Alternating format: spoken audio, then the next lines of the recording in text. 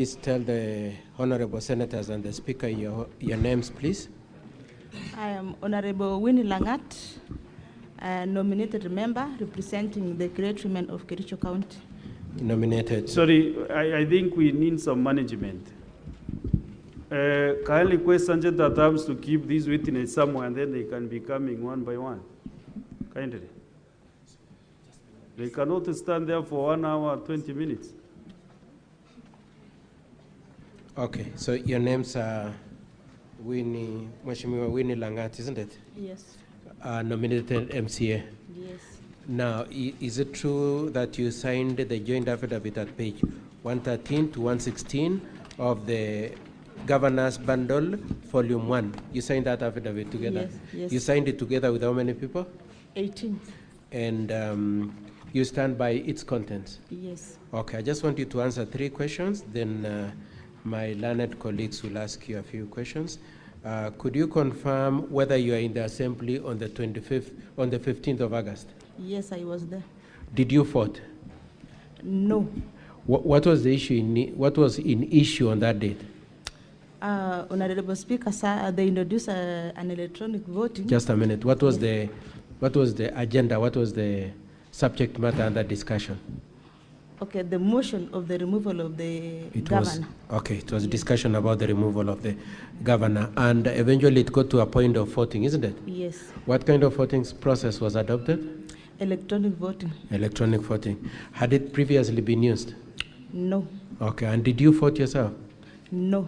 Could you tell the honorable senators and the honorable speaker why you did not vote?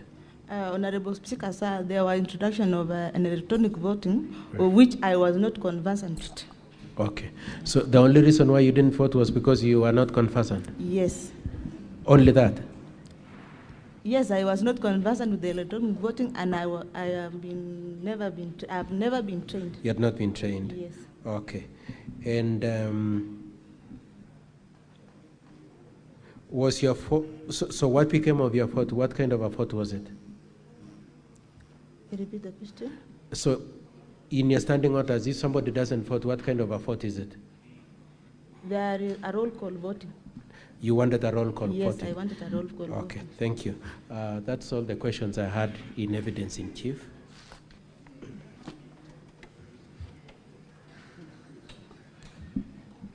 Very few questions, Mr. Speaker, in cross-examination.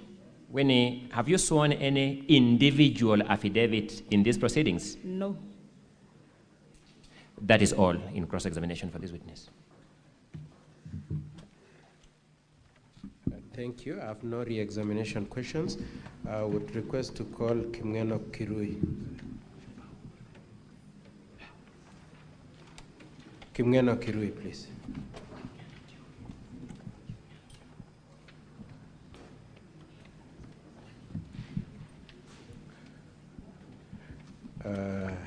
Could you tell the honorable senators your full names, please, and where you represent? Jina langu ni Kimngeno Kirui, MCA ama mwakilishi wote wa Tepesonic, eneo bunge la Pureti. Na ungependa kutumia Kiswahili kama kutoa ushahidi yako? Ndio. Asante. Kwa hivyo umesema wewe ni MCA. Tarehe 15 mwezi wa 8 2025 ulikuwa wapi? Nilikuwa kwa bunge. Ulikuwa kwa bunge ya County Assembly ya Kericho? Yes. Na ni nini ilikuwa inajadiliwa siku hiyo? Kulikuwa na motion ya kumtoa gavana wa Kericho. Kulikuwa na motion ya impeachment. Yes.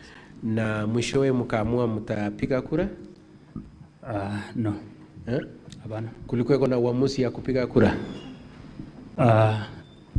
Kulikuwa na yes. Iliamuliwa ya kwamba watu wapige kura? Ndio. Na kura aina gani ilikuwa mliamua? Speaker aliamua ikue kura aina gani? Aliamua tupige na simu. Ilikuwa inaitwaje exactly kwa standing orders? Lafta nisomea. Sina.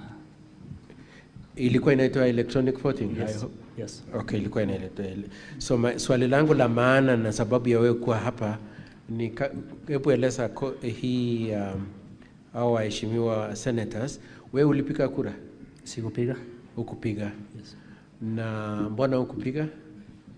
Sikupiga kwa sababu tuliambiwa tunapiga na simu na mimi sikuwa na simu.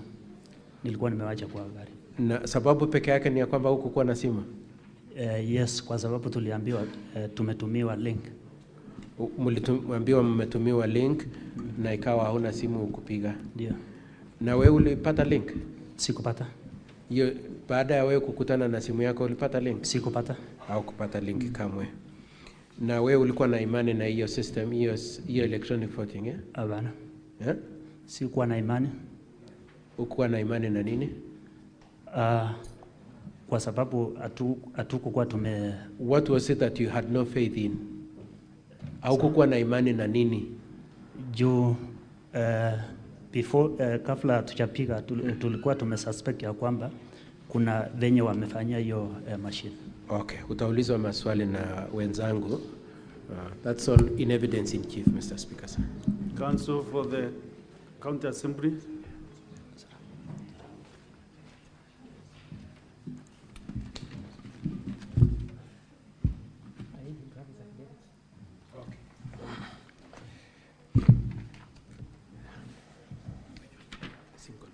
Single one.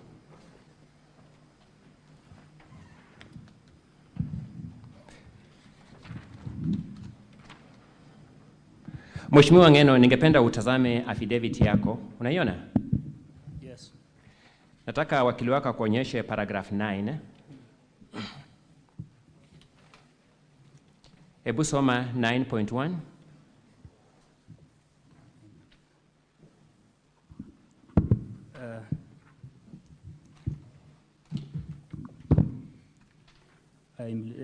Implemented electronic voting was adopted by acceptability. The respondent was even after over 18 members had observed the use of the electronic voting. Majority by regulated speaker. Avoided the... I asked him to read by himself.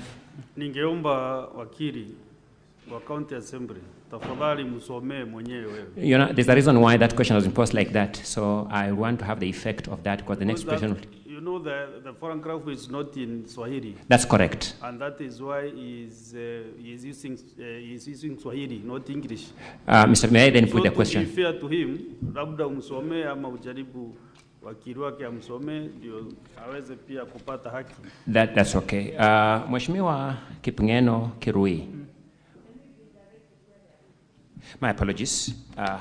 We are looking at the governor's... Senators, where the document you are referring to. Yes, we are looking at the governor's documents, volume number 1, starting at page 132, but I'm now directing the witness to page 133.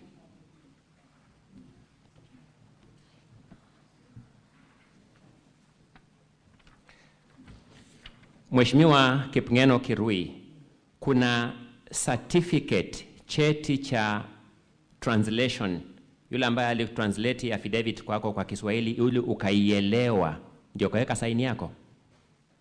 Umeiona mahali popote? Sijaona. Lugha ambayo hii affidavit imeandikwa ni lugha ambayo wewe hauielewi. Ukweli ama sio kweli? Lugha ambayo imetumika kwa hii affidavit ni lugha ambayo uko na ugumu nayo, sio lugha yako, sio lugha ambayo unaelewa. Si ndio ukweli? Ongea kwa sauti kwa microphone. Kweli. Ni ukweli, si ndio? Mwenye alikuandikia haku translate kwa lugha ambayo unaelewa na kuweka certificate yake. Si ni ukweli? Umeona certificate yake? Ile swali ulikuwa umemuuliza sio hiyo, saa hii unampeleka. My apologies. Wewe unamuomba asome kifungu fulani, lakini umebadilisha tena unamuuliza swali tofauti. I abandoned that question and I've asked a different question, Mr. Speaker, and he's answering. An issue arose as to whether he could read, so I abandoned it. I'm now asking a different set of questions. Aliyekusaidia kusua hii affidavit kwa lugha ambayo unaelewa hajaweka certificate kuonyesha kwamba alitranslate hii lugha. Si ni ukweli? Tafadhali jibu swali langu. Kweli. Nashukuru, that's the end of my cross-examination. Just one question in re-examination, Okay, Mr. Speaker, sir. Go ahead. Bwana Kirui, ushahidi wako hapa kwa hii Senate ni nini? Ushahidi wangu kwa Senate, mimi sikupiga kura. Okay, na ya pili, ulikuwa na jambo lolote juu ya electronic voting? Sorry, Mr. Speaker, the purpose of re-examination is to clarify matters that arose in cross-examination. None of these issues arose in cross-examination. Mr. Speaker, sir, the question that was put to the witness is whether he understood what his affidavit was saying. And the bottom line, what I'm asking him to clarify is why he's here and what was the whole purpose of his testimony. But I Whichever think you language. did ask that question when he was giving his evidence. You asked the It's same okay, question. Mr. Speaker, so I can leave that issue there. Okay. Thank you. Next witness.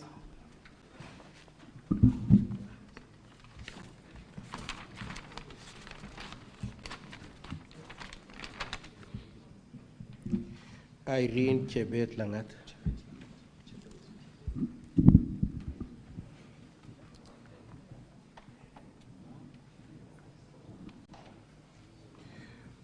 Could you tell the honorable senators and the speaker your names, please? My name is Irene Chebet Langat, And you are an MCA, nominated MCA. nominated MCA, Kericho County. Yes. Now, you signed the joint affidavit with the other MCAs, isn't it? I did. How many were you? 18 in number. You were 18 in number. Yes. And what was the main issue you are making in that affidavit? We were contesting the fact that we never voted in that assembly on You the are 15th. Okay. And the voting was on 15th of August 2025, isn't it? Yes. What was the issue under discussion on that day? Impeachment. It It was was a the motion. impeachment, yes. Impeachment of His Excellency, Okay. the governor. Okay. And could you tell the honorable senators why didn't you vote? I didn't want to partake an exercise that was going to be shambolic. And why were you fearing it would be shambolic? Because in a few minutes to voting, Yes. that is when we were told of the electronic voting, something that we never used before. So there was a late introduction of electronic voting which you did not. Yes. And so what exactly was your problem? Is it the newness or was there another reason? We had rumors before this particular day of impeachment, that is Yeah. 15th. In fact, these people were going to rig the election. So you were And fearing that they would be the rigging? voting. Yes, they would be rigging of the votes. Yes. That's all for this witness, Mr. Speaker, sir, and honorable senators. Council representing the county assembly.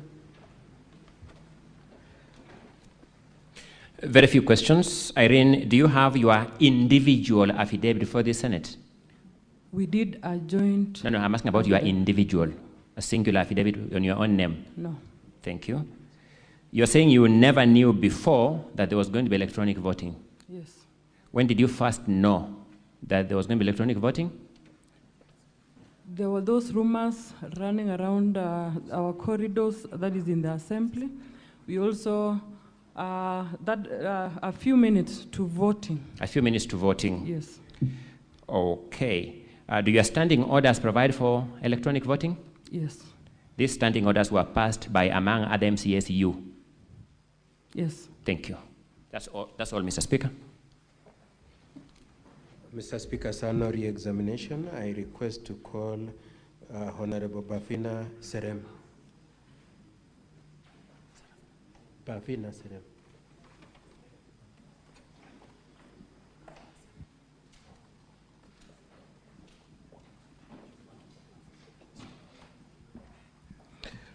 Could you tell the honorable senators and Mr. Speaker your full names, please?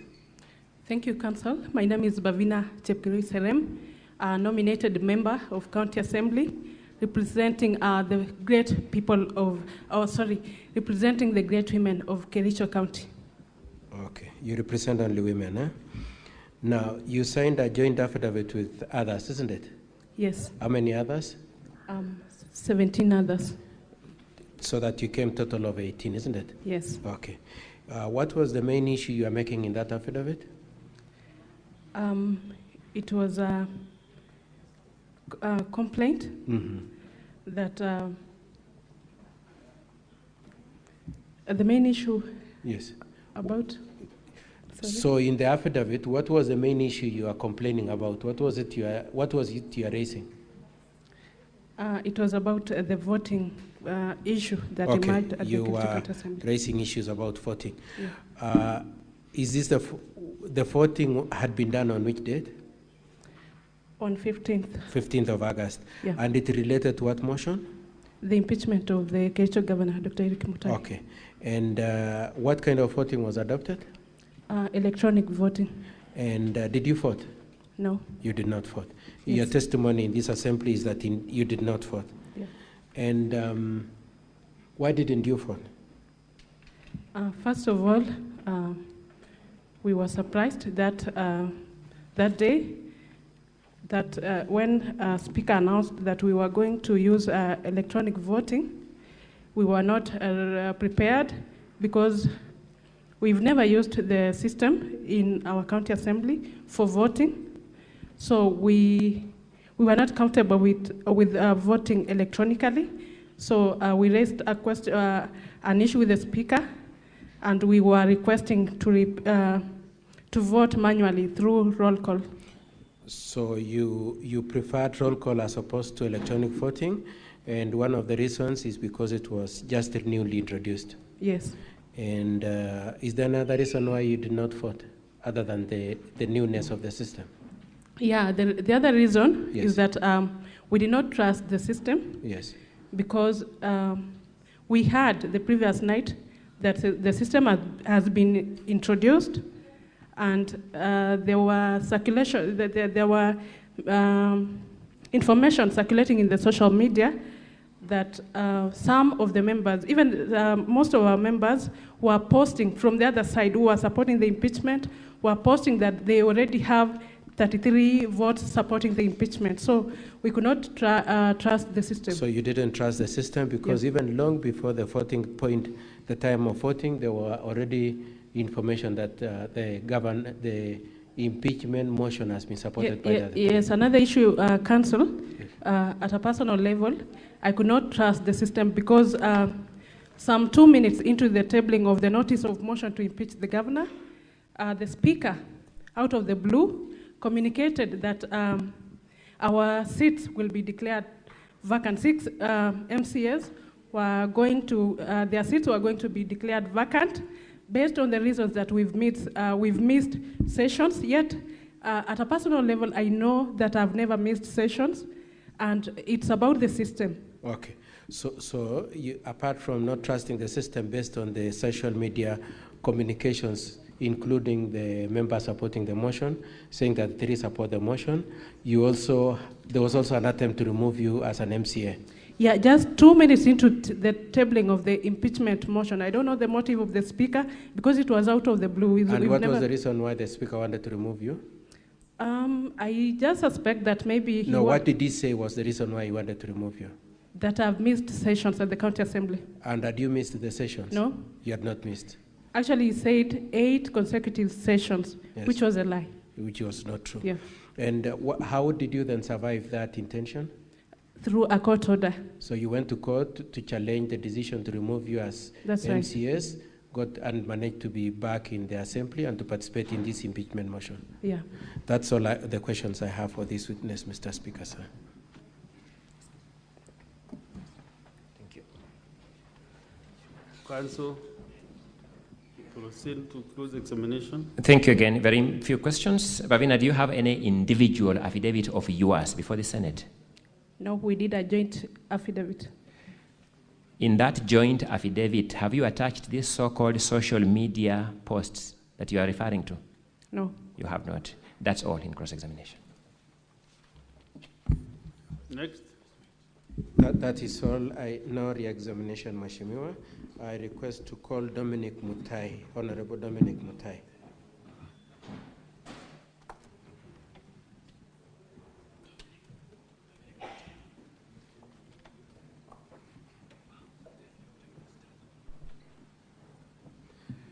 Could you tell the honorable senators and the speaker your names, please? I'm Dominic Mutai, MCA from Kabianga Ward. You represent Kabianga Ward in Kericho. Yes. Were you in the county assembly on the 15th of August 2025? Yes, I was present. What was the issue being discussed on that day? The motion on impeachment of Governor Dr. Eric Mutai. It was a motion to impeach yes. The governor. Yes. And it got to a point of voting, isn't it? Yes. What kind of voting system was adopted? The speaker ruled that the electronic voting was to be used. Okay, and after you had decided that electronic voting would be used, were you okay with that idea? We were not okay because that was the first time it was introduced, some few minutes to voting. Okay. And so what did you prefer? We preferred a roll call. You preferred a roll? Yes. And did you express your wishes for a roll call? Yes, we stood for division. Yes. Which it was not granted. It was denied. Yeah. And did you vote? No, I didn't. And does the standing order say what happens to a vote which has not been cast? Yes, it is said abstain. So if you have not cast your vote, it's supposed to be reflected as abstain? Yes, yes. When you saw the results that were posted by the county assembly on the voting, does your vote of abstain, is it featured? It is not featured anywhere? It's not featured. And so apart from the fact that the system was new, was there another reason why you didn't participate in the electronic voting? Yes, we were, prior to that there was a lot of suspiciousness, and we know we are from that assembly, and we know the issue of integrity of the system, which can be manipulated. So you feared that the system would be manipulated? Yes, yes, yes. And that's the reason why you didn't vote? Yes. Okay, thank you. You'll be asked a few questions by my colleagues.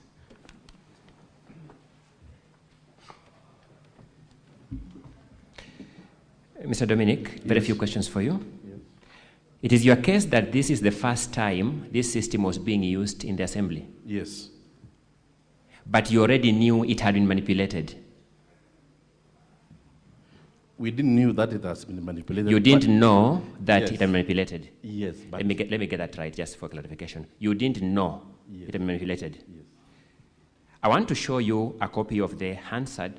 For you are in the assembly when the governor and his advocates made submissions to that assembly. Yes. You remember the governor's advocate in the assembly saying your vote had already been manipulated? Yes, I remember saying. Thank you so he much. said so. This was well before the vote was taken. Yes. Now you have seen the results of the vote. You finally are aware of the results of the vote. Yes, I know later. Are you later? Yes, later you know the Later, results yes, of the yes, vote. yes. They show that you didn't vote. Before that, can I explain? No, you can't Honorable explain. Speaker? Those results show that you didn't vote. I don't want to explain. Don't about the explain, result. state to me. Those results you have seen later show you, Dominic, didn't vote. Yes. The allegation by the counsel for the governor in the assembly that your vote had manipulated was therefore false. Cancel. No. I want That to allegation, was it true or false? Mr. Speaker. Was that allegation true allow me, or because false? I was the one who was in that assembly, and I know why. Now you are in the Senate and you must answer my question. If I can allow, I just can answer the explain. questions as you are asked. It's just a yes or no. Yes, was that allegation in fact true or false? It is true. It is true, that's enough, thank you. But the results show you didn't vote. I didn't vote. In fact, you didn't vote. I didn't vote. Thank you so much, that's all.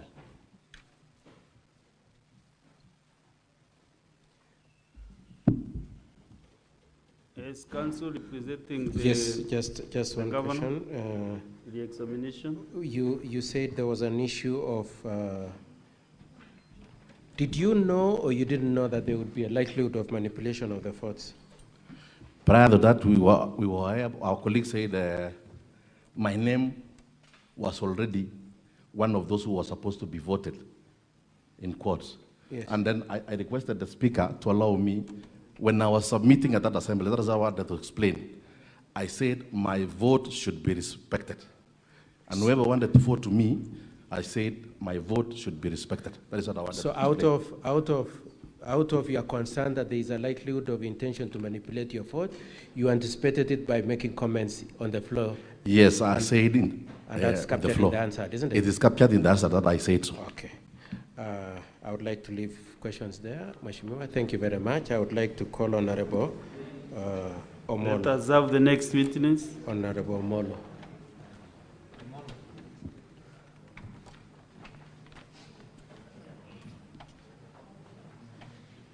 Could you tell the honorable senators and the speaker your names, please? My name is Honorable Opile Noel Omolo. Describe yourself. I am nominated MCA representing the minority in the Kericho County. You are representing Assembly. the minority in the Kericho County. Yes. Were you in the assembly on the 25th of August, on 15th of August 2025? Yes.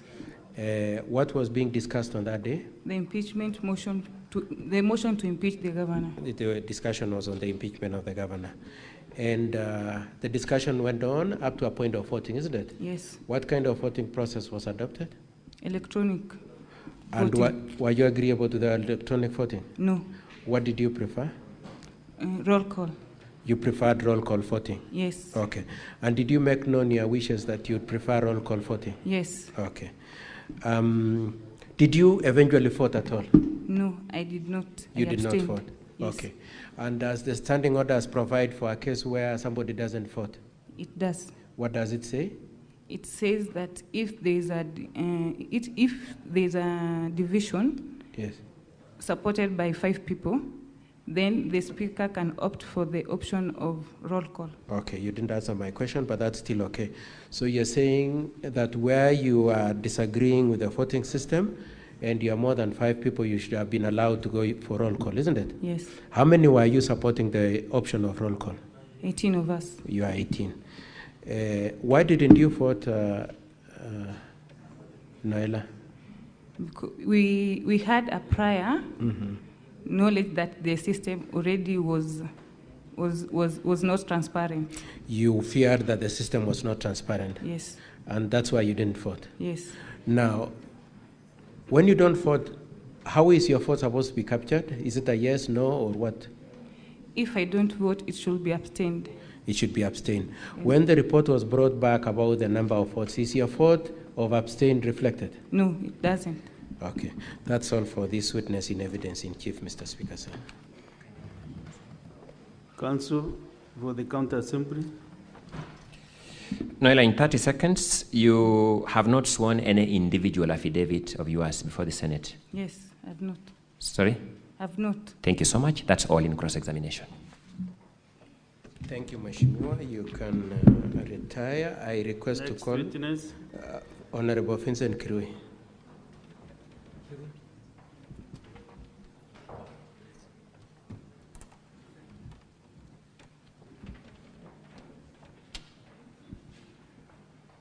Please tell the honorable senators and the speaker your full names, please. My name is Vincent Kirui. And could you just describe yourself, please? Member of County Assembly representing Litein Ward. You are MCA for Litein Ward. Yes. Were you in the County Assembly? You signed the joint affidavit with the others? Yes. How many in total were you? You are 18. You were 18. And what was the main issue you are saying in that affidavit? They had said we were our main aim. Yes. What was your main complaint? Mulikuwa mnapinga ni mulikuwa mna complain juu ya nini? Impeachment of our Governor Mutai. Okay. Now, so were you in the assembly on the 15th of August? Yes. What was the issue being discussed on that 15th of August? The impeachment of our It governor. was the discussion on the impeachment of the governor. And you debated it, eventually came to voting, isn't it? Yes. What kind of voting was adopted? Electronic. Electronic voting. And were you agreeable to the electronic voting? No. What did you prefer?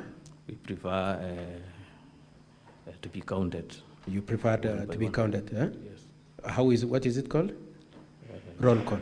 Roll call. Okay. So was it you alone who wanted roll call? No, we were 18 of us. 18 of you wanted a roll call. And did you tell the speaker that you wanted to use roll call? Yes. And did he accept? No. Okay. Did you vote? I never voted. You did not vote. Does your standing orders provide for what happens to a vote that has not been cast? It's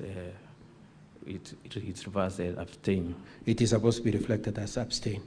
When you saw the results brought to this Senate by the county assembly saying that the 3 people voted in support of impeachment, does it reflect your vote of abstain as a consequence of not voting? Yes. Is your vote captured in that data? No. Oh, it's not captured.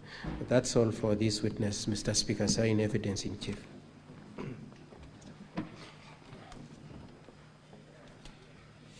Again, in 30 seconds, Honorable Vincent, you have not sworn any individual affidavit before the Senate, have you? Yes. Have you sworn it? No. No. Did you log into the system to vote? No. Did you seek assistance from the technical staff and you are denied? No. Did you press the abstain button? No. Thank you so much. That's all.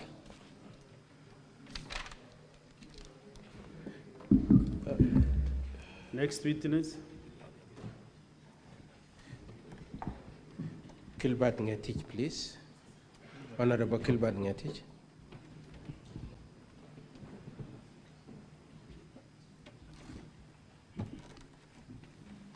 Could you tell the honorable members your full names, please? I'm Honorable Gilbert Kibrop Ngetich. Describe yourself. I'm an MCA representing Kudbibo from Kishara Ward. Kisharwa. Elected member. In Kericho County. In Kericho County. Okay. Were you in the county assembly on the 15th of August 2025? Yes, I was. And what was being dealt with on that date? It was an impeachment motion, main motion to be precise, from Honorable Rogony on impeachment of His Excellency. It was a motion to impeach the governor, moved by Honorable Rogony. And so it was discussed, eventually it was decided to go into voting, isn't it? Yes. What kind of voting was adopted? Electronic voting directed by the Speaker. The Speaker decided that it be by electronic voting. Were you agreeable to the electronic voting? We didn't. You? I didn't. You did not. And did you express your objection? I did. You expressed your objection? Yes. Were you alone in that objection? No, we were 18. And what did you prefer? We preferred the roll call voting. You preferred roll call voting? Yes. Do you have a right to ask for roll call voting? We have. And for roll call voting to be adopted, what does it require? It requires a division illustrated by 5 or more members. So if 5 or more people ask for roll call, then it should be given by the Speaker? Yes. Did you ask for that? We did. How many people? 18 of us. Was it granted? It wasn't. Okay. Now, so eventually they started the process of voting electronically. Did you vote yourself, Mheshimiwa? I abstained. You abstained. How did you abstain exactly? Did you press a button of abstain, or what do you mean? There were nowhere to be pressed. There was nothing to be pressed. Yes. So what do you mean by telling these senators and the Speaker you abstained? We illustrated by standing up. Speak for yourself. I illustrated by standing up to illustrate that I was not satisfied with electronic voting. And so why do you think your vote should have been abstain? Pardon? Why are you saying your vote is an abstain, yet you didn't press anything? Okay, by standing alone, it was supposed to be automatically registered to be an abstainer. So as far as you are concerned, the fact that you didn't vote should have been marked as abstain. Yes. Is your vote of abstain captured in the total number of votes reflected by the count? It was not captured. Okay, you will be asked a couple of questions by my colleagues for the assembly.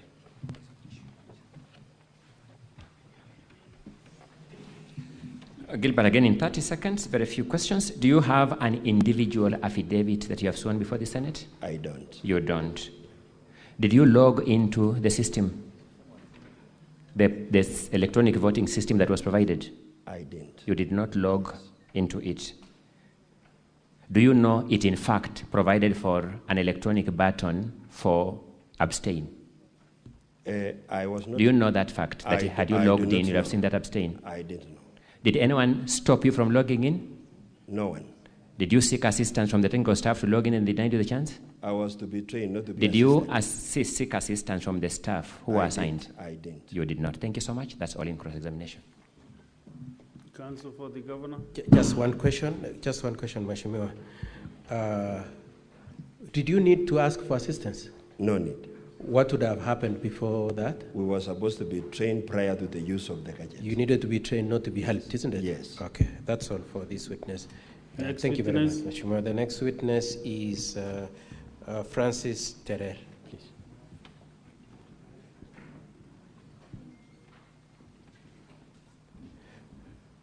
Please tell the honorable senators and the speaker your names, please. Thank you so much. My name is Francis Kiplanga Terer, member of the County Assembly of Kericho, representing the great people of Jeboinwat. Okay.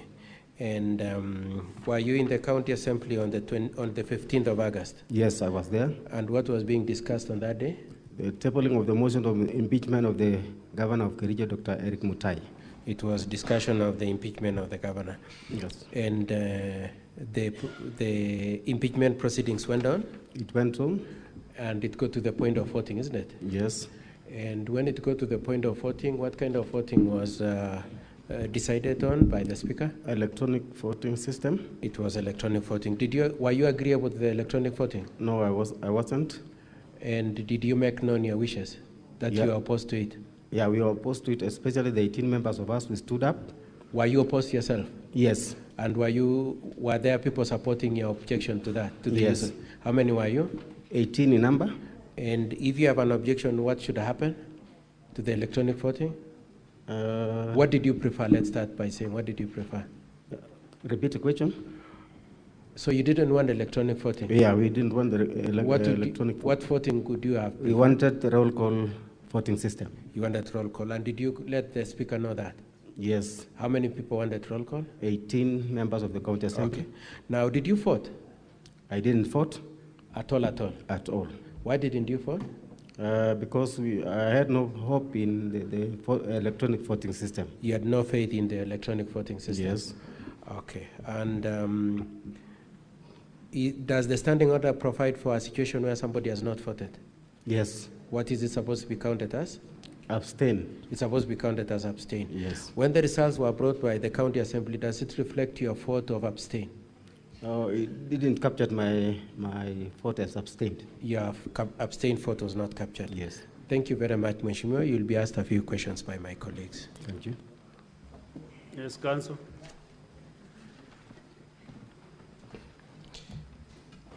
Francis Terrer. Yes, sir. Have you sworn any individual affidavit before this House? No. You know your standing orders provide for electronic voting? Yes. You were in the assembly that approved that system of voting? Yes. The method of voting the speaker used was known to your standing orders? It was known. Thank you so much. That's all in cross-examination. No re-examination, Mr. Speaker, sir. I request to call Honorable Anita Chebet.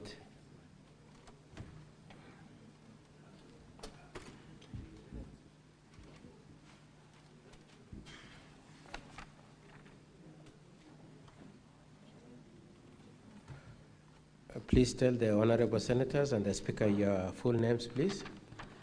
My name is Anita Cheronomi Bay, representing elected member, representing the people of Chemosa toward in Bureti constituency, Kericho County. Thank you very much.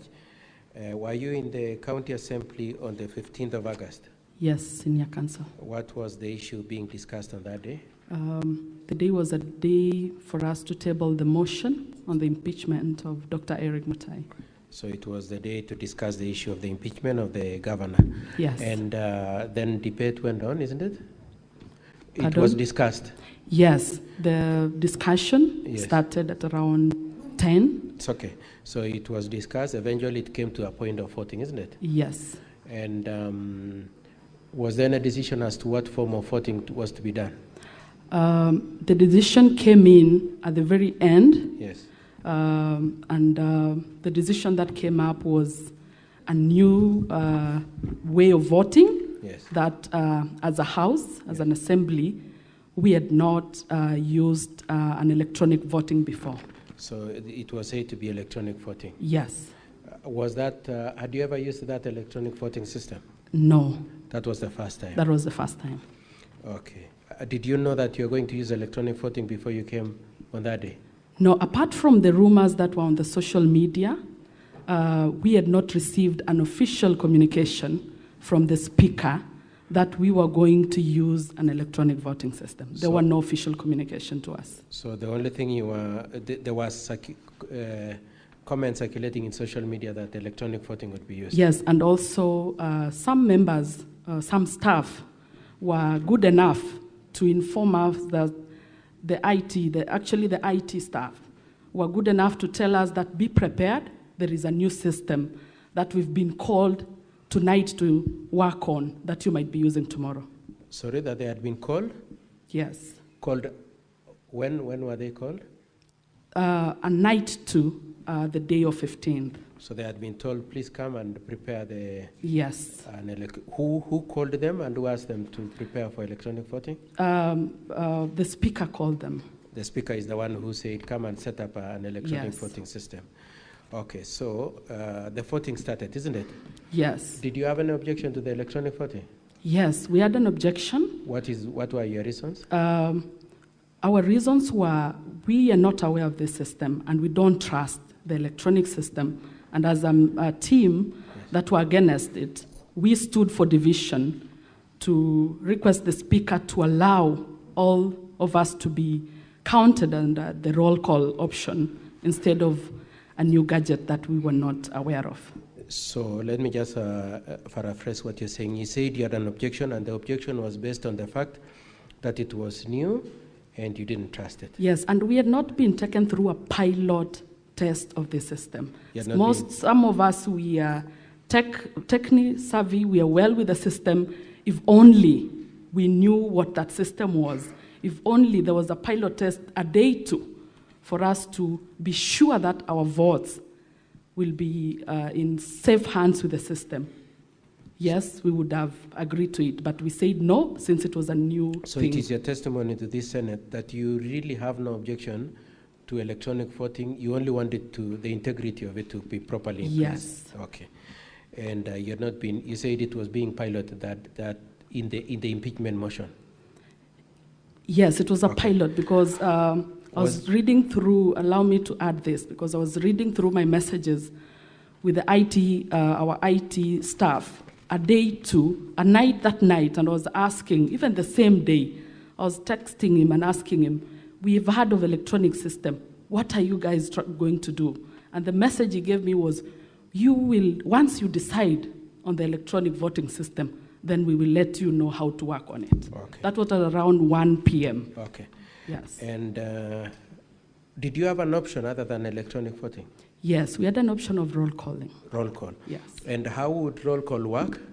Roll call, the way roll call work is, of course, we will have side. No, sorry, that's not what I'm asking. So the speaker had said we use electronic voting. He insisted after we requested for. Is there an option for you to ask the speaker to change that position?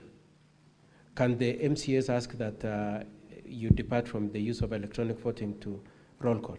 Looking at our standing orders, yes, we have an option. What does it require for the speaker to accept the roll call? So if we go for division and 5 of the members stood and request for that option, the speaker would rule that we go for a roll calling. So if there are 5 people insisting on a roll call, then the roll call should be done by the speaker? Yes, as per the standing orders. As per the standing orders. Does the speaker have a choice if there are 5 people supporting the motion?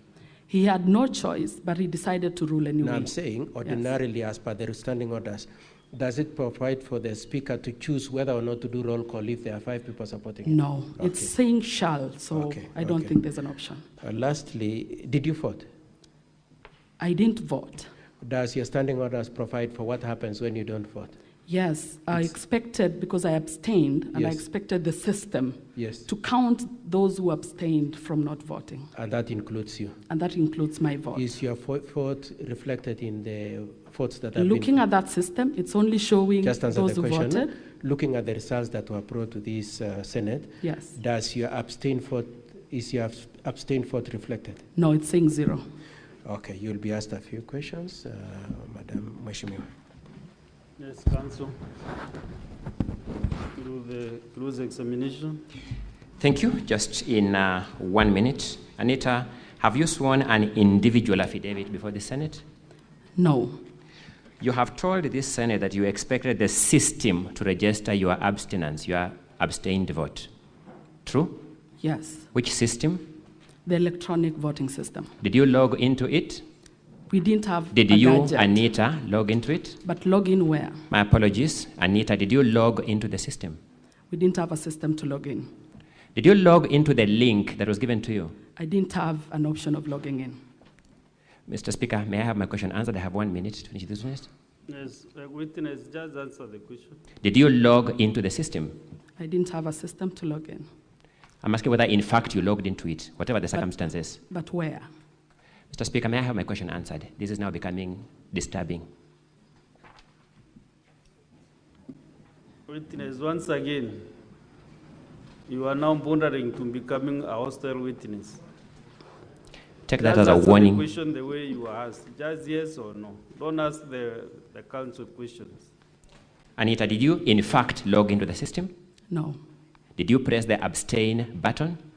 I didn't have a button to press. Did you press an abstain button? No.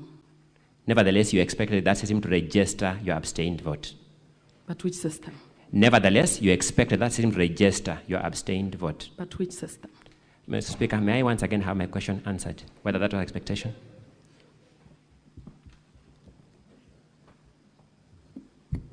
Madam Witness,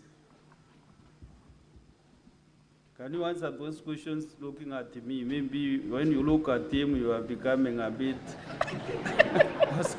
look at this side and answer the questions. Thank you. Notwithstanding that you didn't press the abstained button, you nevertheless expected the system to register your abstained vote. Is that a correct position? Come up again? Notwithstanding that you didn't press the abstain option in the system, you expected to register your abstain vote. I didn't have a gadget to press the abstain button. Did you have your phone in the chamber? I had my phone until 1 p.m. when my phone went off power. Did you have your phone in the chamber? It was somewhere, but Did without you have power. your phone in the chamber? I think so. Did you, in fact, have your phone in the chamber, Anita? I had my phone until it went off and I took it off. So you had your phone in the chamber? For about 3 hours. So, in fact, you had your phone in the chamber, as a matter of fact? For about 3 hours. What's the answer to that question, Mr. Speaker, on whether, in fact, she had my phone? I can't get the answer to that question. And I think the witness is now bordering on rudeness now, not just being hostile. I've been very polite to all witnesses in this assembly because it's my professional duty to be. But they have no corresponding right to be rude to me. I'm a professional discharging my professional duty. I deserve respect. She is disrespectful. Council, you know you have no mandate to judge. It's me, that's my work. So Yes. mine is only to request that to answer your questions. Don't make the judgment. That is the work of the chair. Yes, I've been Mr. pleading Speaker. with that to answer your questions directly. Yes, I was making a submission, inviting you to make that a judgment, Mr. Speaker. You are provoking me to do that.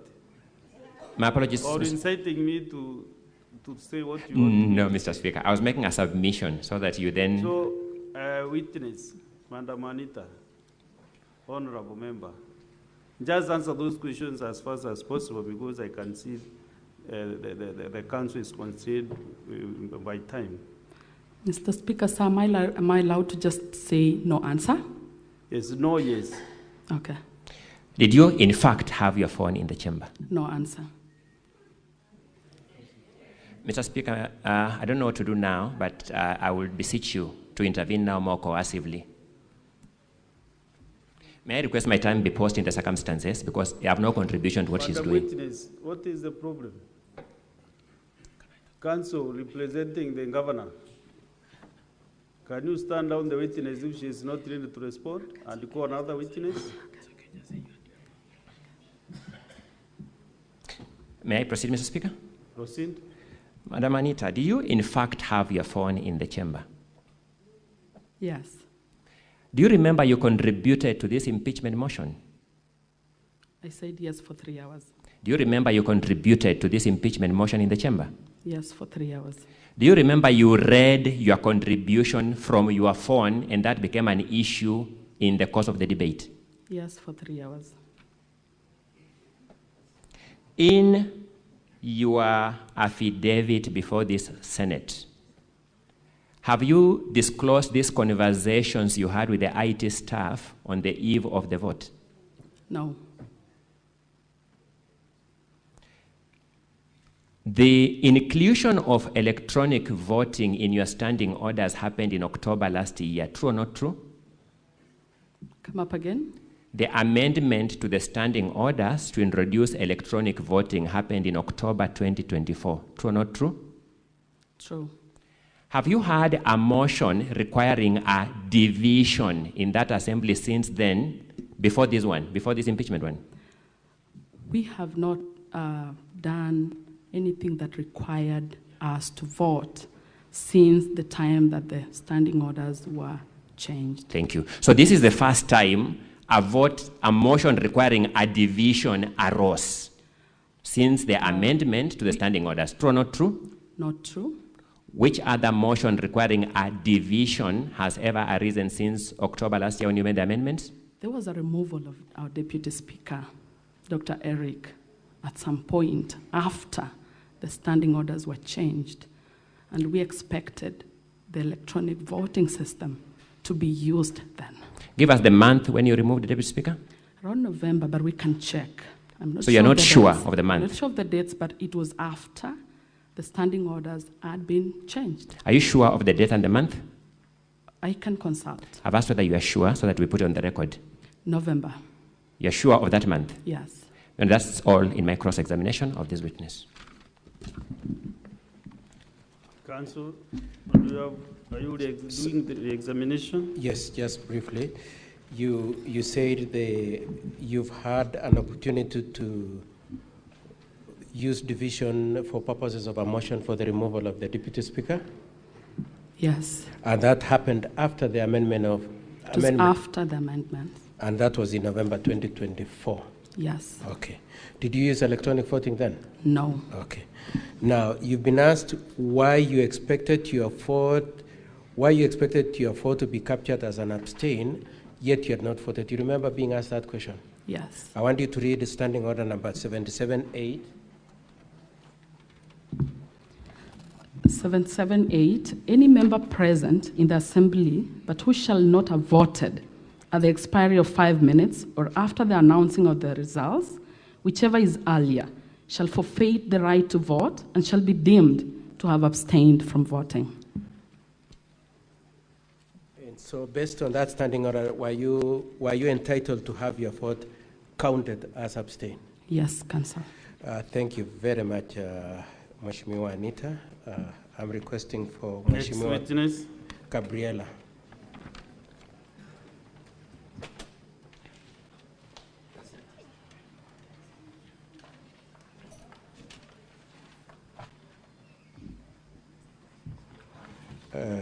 Mheshimiwa, if you could tell the honorable senators and the honorable speaker your full names and who you represent.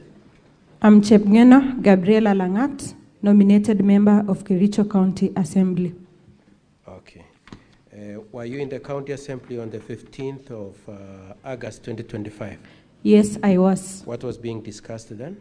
The motion on the impeachment of Kericho County Governor, Dr. Eric Mutai. And could you confirm that the motion was moved, discussion was held? Yes, it was moved and discussion held. And eventually it came to voting? Yes, Senior. What kind of voting was adopted? The electronic voting system was adopted. Okay. And were you agreeable to the electronic voting system? No, Senior. What was your objection? Please address the speaker, please. Mr. Speaker, sir, our approach, we wanted a normal roll call voting or the head count. You wanted either a head count or roll call? Yes, Senior Counsel. How many were you? We were 18 in number. 18 people preferred roll call? Yes. Okay. And did the speaker grant your wishes? No, he denied us the wishes. Okay. Now, did you vote? Now that he had refused roll call and the only system available, the only system to be used is electronic voting, did you vote? No, I did not. You did not vote at all? Yes, I did not vote. Could you tell the honorable senators and the speaker the reason why you didn't vote? Yes, Mr. Speaker, sir, I refused to vote because I did not trust the integrity of the system. Prior to the voting, the TV screens were installed in the Kericho County Assembly in the night. A very rare activities. They were installed in the night, and also the system, I informed the speaker that we've never been trained about this system, and that was the main reason. I never trusted the credibility of the results and also the voting system itself in nature. So your problems were, one, it had been rushed. Yes. Two, you didn't trust it. Yes. And three is that you had not been trained. Yes. And it remains your position even in this honorable Senate that it shouldn't have been used in the face of all those three issues. Yes, Senior Counsel. Okay. I've requested you to address your answers to the speaker, please. Now, sorry. Prior to the, so you said there was the rush, the integrity. Before that, did you have any concerns about this oncoming impeachment motion? Yes, I had concerns. What were the concerns? Mr. Speaker, sir, my first concern, 2 minutes to the tabling of the notice of motion of impeachment, the Speaker declared our names, six names, that are 4 women and 1 elected member of the Kericho County Assembly, and also 1 male nominated. He declared our names that our seats were going to be declared vacant. On that 2 minutes before the notice of the motion, Mr. Speaker, by my own reasoning, I saw that this was by design or maybe a sinister move by the Speaker to either intimidate us or maybe deny the number. Because if he would have declared our names that our offices are vacant, the number would have reduced to 41, and therefore the 2/3 threshold would have been low, and maybe they would have gotten that. Mr. Speaker, another reason is that all through before the impeachment motion, after that communication was made, 1 chief whip of the Kericho County Assembly, 1 Honorable Aaron Rotich, called me and told me that, did you hear the communication from the Speaker? And I told him that yes. He told me, what's your point? What are you saying? I told him that I've never missed the 8 consecutive sittings that it is being alleged. And he told me that, what, do you have a proof? I told the honorable member, yes. I've always attended the sittings of the Kericho County Assembly. It is my duty and responsibility. And Mr. Speaker, the member told me, we can get the call logs from the Safaricom. I'm ready to provide the evidence, Mr. Speaker. He told me that we can delete your biometric logins. And I was surprised, Mr. Speaker. That is the system that we are using.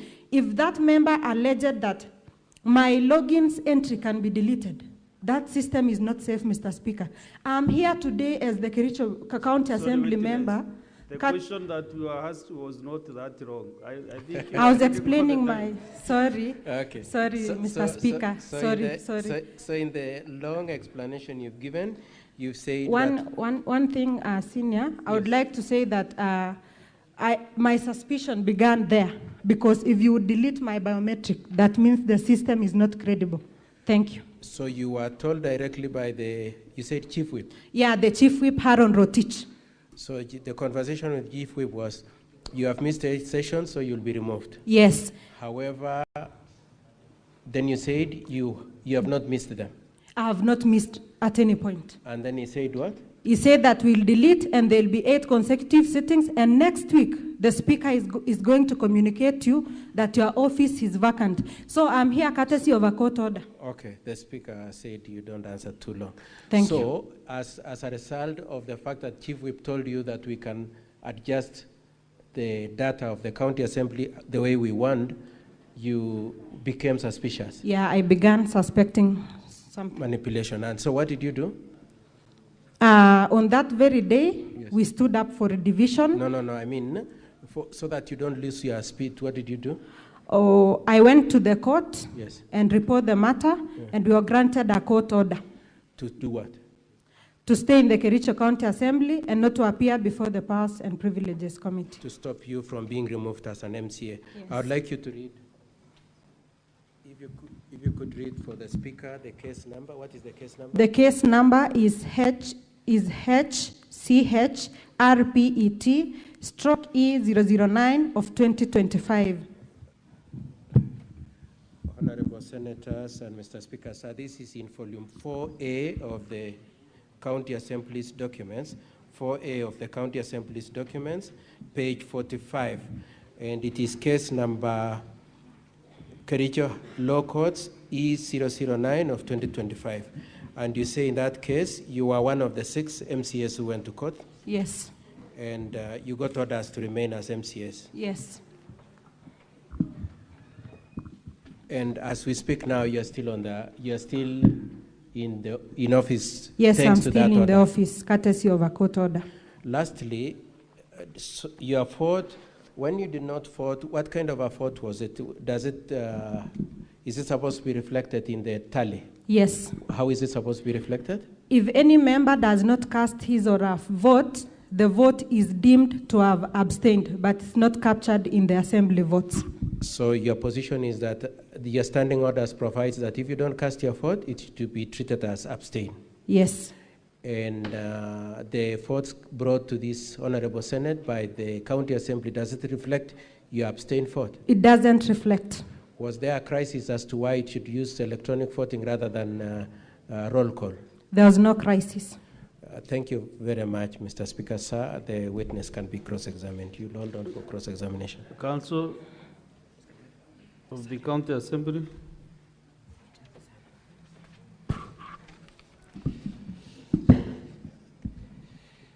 Sorry, Gabriel, I have a few questions for you because my time is restricted. You refer to a conversation you had with one of the whips regarding the notice for you to show cause why you should not be referred to the Powers and Privileges Committee. Is that the conversation you refer to? Is that Pardon? You refer to a conversation you had with a particular whip on the question of your failure to attend 8 consecutive sittings of the Assembly. Is that the one you're referring to? Yes. You considered that conversation to be crucial to this impeachment motion? Is that conversation important? Yes. You swore an affidavit in this impeachment motion. Yes, I did. Do you refer to that conversation in your affidavit? No. So that conversation was so important not to be included in your affidavit. I included the... I'm asking whether that conversation with Rotich was in your affidavit. It contributes to the incredibility I'm asking of whether the system. that conversation is in your affidavit, whether It's any not. paragraph in your It's not. affidavit. Thank you. These members of the County Assembly are subject to the disciplinary measures under the Powers and Privileges Act. True or not true? True. The Speaker's communication to you was to show cause to the Powers and Privileges Committee. True or not true? True. Did the Speaker tell you he was himself going to arbitrarily remove you from the Assembly? When you miss 8 consecutive, that is done. But I never missed. It was a lie. But the question whether you had missed or not was the subject to be determined by the Powers and Privileges Committee. True or not true? The Powers and Privileges Committee is biased in the Kericho County Assembly. Let me get the answer to my question kindly, Gabriela. I'm a fairly patient person, but with limits. Okay. Please confirm that the question whether or not you had missed was going to be a subject of consideration by the Powers and Privileges Committee. It was political, Senior Counsel. Gabriela, please answer my question. The question whether or not you had missed the 8 sittings was a subject of consideration by the Powers and Privileges Committee. I don't know. Did the notice and communication from the chair specify that issue? No. You're saying the communication from the chair didn't specify that issue? We were to appear. Did the communication from the chair specify that you show cause to the Powers and Privileges Committee? Yes, it did. And that's what you are saying it did not? It did. Let me deal with a small question about the screens being installed in the assembly on the eve of the impeachment motion. Those screens are like the ones we are seeing in this Senate. True or not true? True. You are aware that the trial, the evidence by the parties in the impeachment motion at the assembly entailed playing of video evidence. Did you see that being played? Yes, I saw it. Was it possible to play video evidence without screens? But should you install them in the night? Was it possible to play video evidence without screens? Pardon? Was it possible to play video evidence in the assembly without the screens? No. Was the assembly administration under an obligation to facilitate the parties to present their evidence fully? Not in such a hurry, and also in the night. I didn't ask you the manner. Did the assembly administration have a duty to facilitate the parties to present their evidence fully? There are no evidences. I don't understand your answer at all. Maybe you can pardon your question once again. I'm suggesting to you, and you may confirm if I'm wrong, that the assembly leadership had a duty to enable the parties to present their evidence fully. True or not true? Yes, they had. And part of facilitating them would entail giving them facilities to play video evidence. True or not true? True. And the facility is the screen. True or not true? True. And that's what you are complaining about, Gabriela, in good conscience. Senior, I'm complaining about the timing of the installation of the machines. Who does that in the night? So let me ask a direct question. What is the prescribed time for installing screens in Kericho County Assembly? I'm not sure of the prescribed time. And yet you are complaining about the time, Gabriela. Are you being an honest citizen? No, Mr. Speaker, sir. Thank you so much, Mr. Speaker. The witness has confirmed being a dishonest witness. I rest.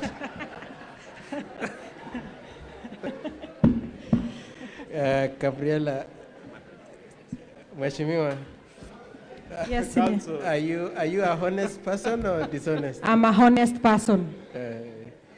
So why were you saying you are dishonest? The senior is putting me to a corner. Yes. Okay. Now I want to ask you in re-examination, two serious questions. The first one is the issue of appearing before the Privileges Committee. It is true that a notice was sent to you to show cause why you should not be retired as an MCA for missing 8 consecutive sessions, isn't it? Yes. Who moved that motion? The Speaker made a communication. It is the Speaker who said, you, Gabriela, and 6 others will be removed. Yes. You appear for purposes of showing cause, isn't it? Yes. And if you appeared before that committee, who was going to chair it? The Speaker. He is the same person who was going to chair it. And who was going to determine your fate? My fellow MCAs. Okay. Now, the screens, what were they, did they play a role in the impeachment at all? Yes. The screens that were put up at night? Yes. What role did they play? Playing of the video evidences. Playing of the video evidences. But did it play another role other than playing the video? Yes, it was the same screens that were used to air the votes. It's the same screens that were used to start the votes from 6 votes? Six votes. Okay. That's all from me, Mr. Speaker, sir, and that is the end of this set of 14. Okay, thank you, witness, for your confidence. Thank you very much, Mheshimiwa. Next witness.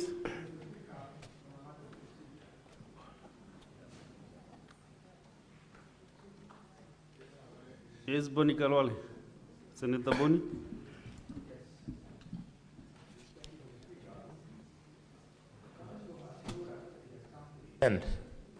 Of those many witnesses he was having. But my attention is drawn, Mr. Speaker, and that is why I seek that you guide us. Did he say that? Counsel? Yes. Are you through? No, I have one more witness, although not in the set of MCS. No, I'm saying in the set of this MCS. Yes, proceed. Yes. My attention, Mr. Speaker, is drawn to Volume 2 of the County Assembly's documents and Volume 1 of the Governor's documents. In both instances, there is a witness by the name of Edna Chepkirui Tunoi, who has sworn to support the County Assembly's case. She has also sworn to support the governor's case. I want to request, Chair, that we would like to hear this witness on how she's supporting both sides in the same case. To me, why I'm inquiring, Mr. Speaker, it looks like the counsel for the governor wants to deny us the opportunity to find out why this particular witness swore an affidavit that she didn't vote as an MCA, went on and swore an affidavit in support of the governors at the same time. Council. Mr. Speaker, sir, the last time we had the MCA earlier, we subsequently encountered an affidavit from the county assembly saying she's their witness now. And so we just don't have her, Mr. Speaker, sir. The last person with her was the county assembly. They probably can explain where she is. That's okay. If the witness, if the council don't want to have the witness, we cannot force that. So,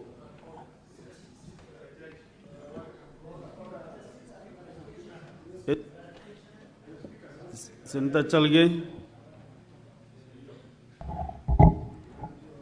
Mr. Speaker, this matter has generated public interest. And when you look under Article 159 of the Constitution, and also looking at the outstanding orders on procedure of impeachment against the governor, it will be very important understanding order number one. But the way yesterday we directed an independent audit on the ICT, on the voting system, we directed as a house that the ICT authority do that report, and that report will be presented.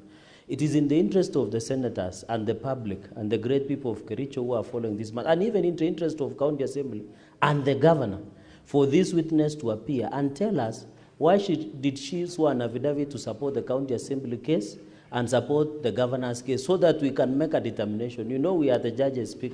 So can you invoke Article 159 of the Constitution and possibility on the fair hearing Article 50, so that we can listen what Edna Tanui knows that some of us don't know, so that we can make an independent judgment. So I request, as per your ruling yesterday, that you directed the ICT authority to do an audit on the logins of the credentials of voting. Let Edna appear as an interest of the process of the Senate, Mr. Speaker, sir, with a lot of indulgence, of course. Let me Or hear someone. 2 more senators, and then I'll make that ruling. Yes, Senator Ndiokech. Bonnie, you prosecuted your issue, and I think I'm okay with what you said. Senator Ndiokech? The dispatch. And I'm not opening debate. It's you Mr. and Senator Mtata, then we close it. Mr. Speaker, I think that the issue that Senator Boni has raised is a patent issue. And I think that in the event that you guide, Mr. Speaker, and I'm not preempting this, you guide that the witness might not appear before us, the documents that we have here are duly before us. And our determination is not only based on the narrative that you're being told there, but also in the strength of this evidence that we have been given in writing here, Mr. Speaker. So perhaps it would be important also to rule that if the witness doesn't appear before us, Mr. Speaker, do we then expunge the evidence in both cases? Because it's appearing on the county assembly side and it's appearing on the governor's side. Because we need to be absolute in terms of looking at all those documents. So, Mr. Speaker, in the event that she's not appearing, also please guide us on how do we treat the evidence in both documents. Senator Akio Mtata. Mr. Speaker, sir, I don't think we are sitting here to conduct inquiries. We are here to listen to the parties and render a verdict. Let the parties appear before us the way they choose. Otherwise, we shall be overstepping our mandate. You know, that is the reason why I wanted to give you last, because I know you have a lot of experience in the corridors. And what you have said is exactly what we should do as senators. we cannot call witnesses as the Senate. If any of the parties is not interested with that witness, then it's their business. You have some time to make such decisions when you will be making your decision later. So you cannot force witnesses. Sometimes even witnesses are provided and the team can descend even to drop 3 of them. Like it has happened before. This is not the first time that witness is not gone in this Senate.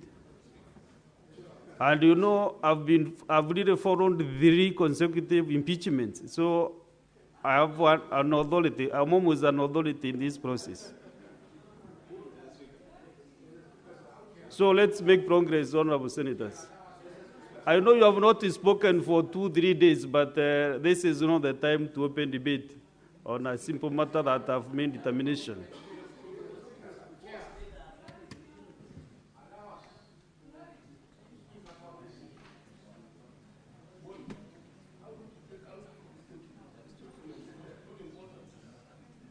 Now, senators, I know you really feel like talking. So at this junction, I want to give you some time, maybe 20 minutes or so, if you have clarifications on the witnesses that we have processed. I made the ruling on your matter, Senator Boni Karwale. Both are the same thing. So kindly, senators, who is interested to, yes, Senator Agnes Kavindu? How do you provide those witnesses, Sergeant at Arms? Because the members want clarifications from them. Thank you, Chair. My clarification, I just want to know if this system has ever been used again. Do you know the name of the witness that you want to direct the question to? The MCRs, it can come from the MCRs, it can come from the lawyers, the MCRs. Only the MCAs you can maybe seek clarification from. Yes. The witnesses who are just here. Yes, that's the ones I want clarifications from. If this system has ever been used again after it was used for the impeachment. Siwaitwe. Tutauliza aji. Right?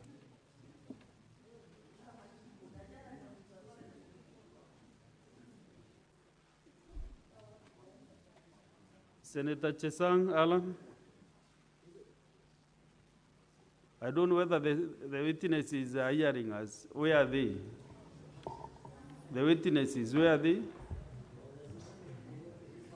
Can they stand there?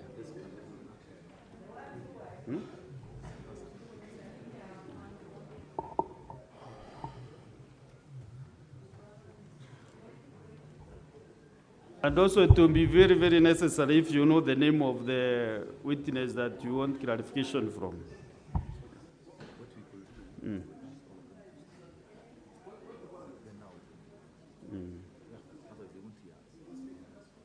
As usher them in, maybe these are few clarifications.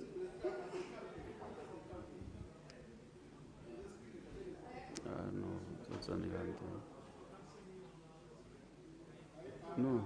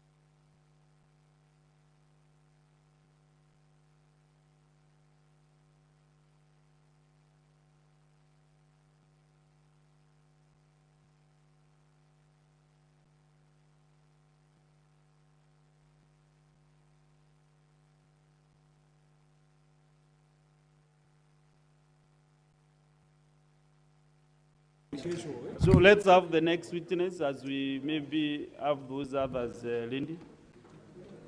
Let's get the next witness. Counsel for the governor.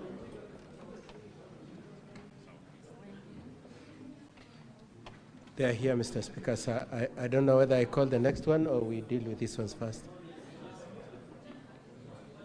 Honorable, I want to get.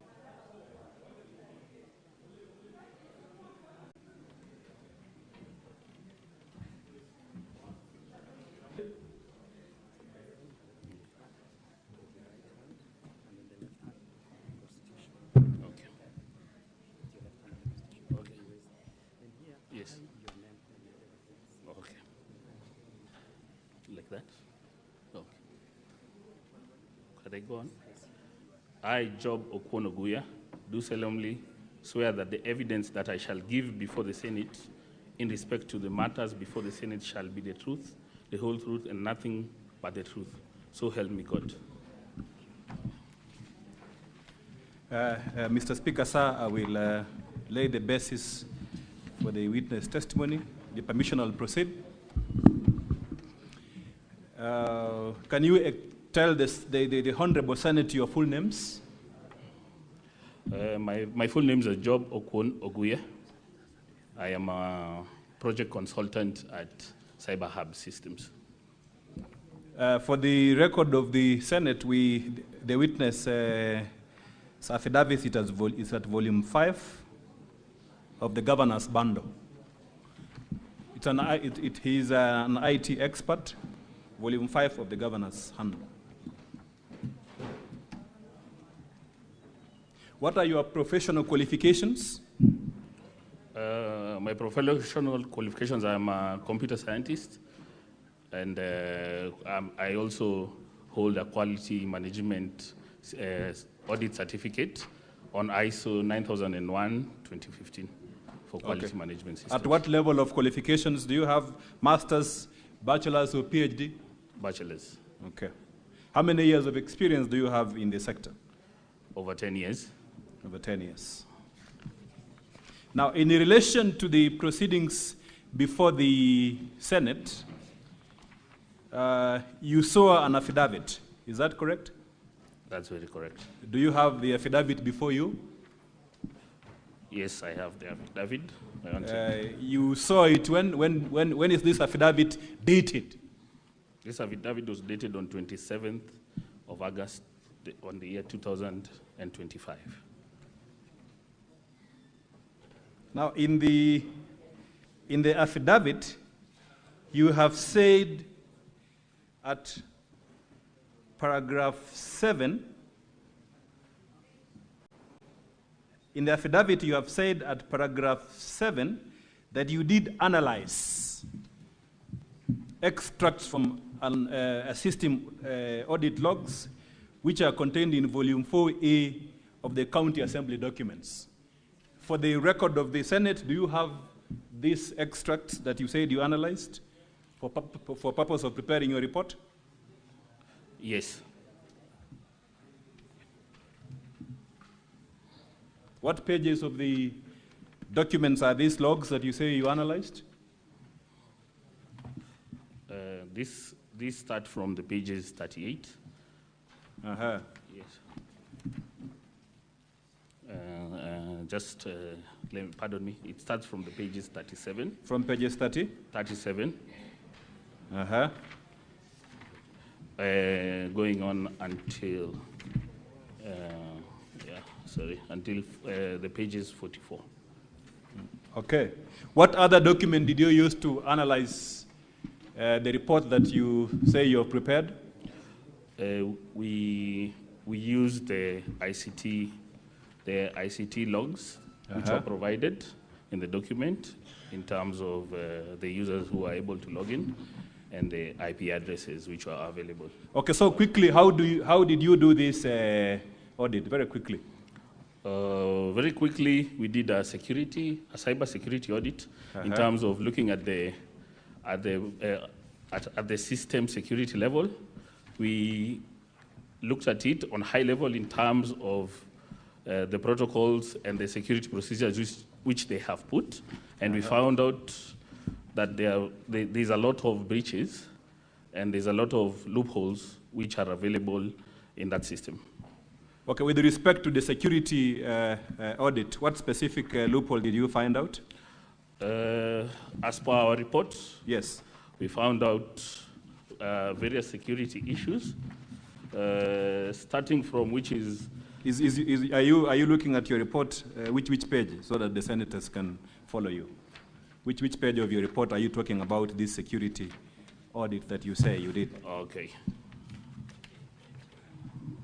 If you look at your booklet, volume 5 booklets, yes. This is from page 29, where it's a comprehensive high-level cybersecurity audit report of the Kericho County Assembly system.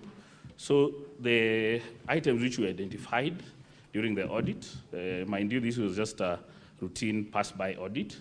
There was an absence of multi-factor authentication. I'll mention it. What is multi-factor authentication? What is it in relation to the security of our system? The multi-factor authentication is a security mechanism that gives you a second layer of security. In case somebody has your password, he's not able to log in. He'll need to have another device, maybe a personal phone, for him to now log into the system. So you're saying this is a password protection system or something like that? Or yes, methodology? It is. Yes. What other issue did you find out? We found out also that where the servers are hosted, they are exposed in terms of, we know we can trace and we can find. Okay, let's go methodically. Yes. This security audit summary is contained at which page, so that we are methodical? Okay. Of your report. Which page of your report? We can move to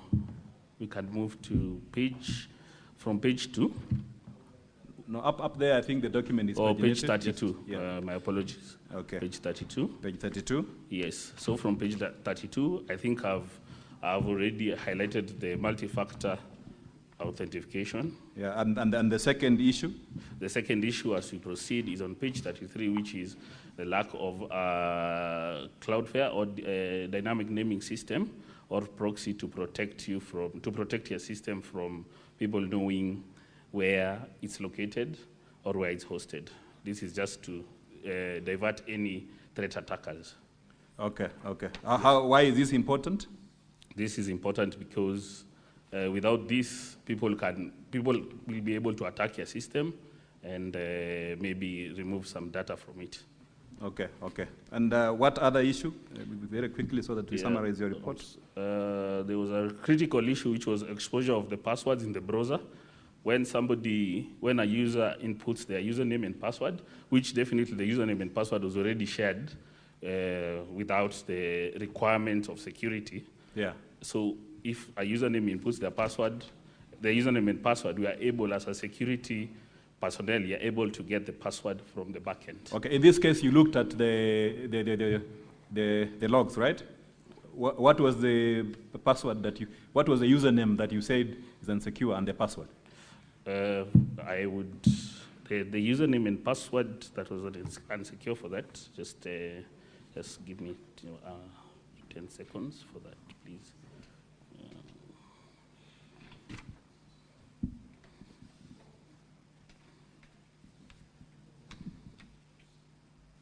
Okay, because of time and because that is an issue which is not contested, let's go to the next issue, the security challenge that you said you experienced in this audit, so that we save on time.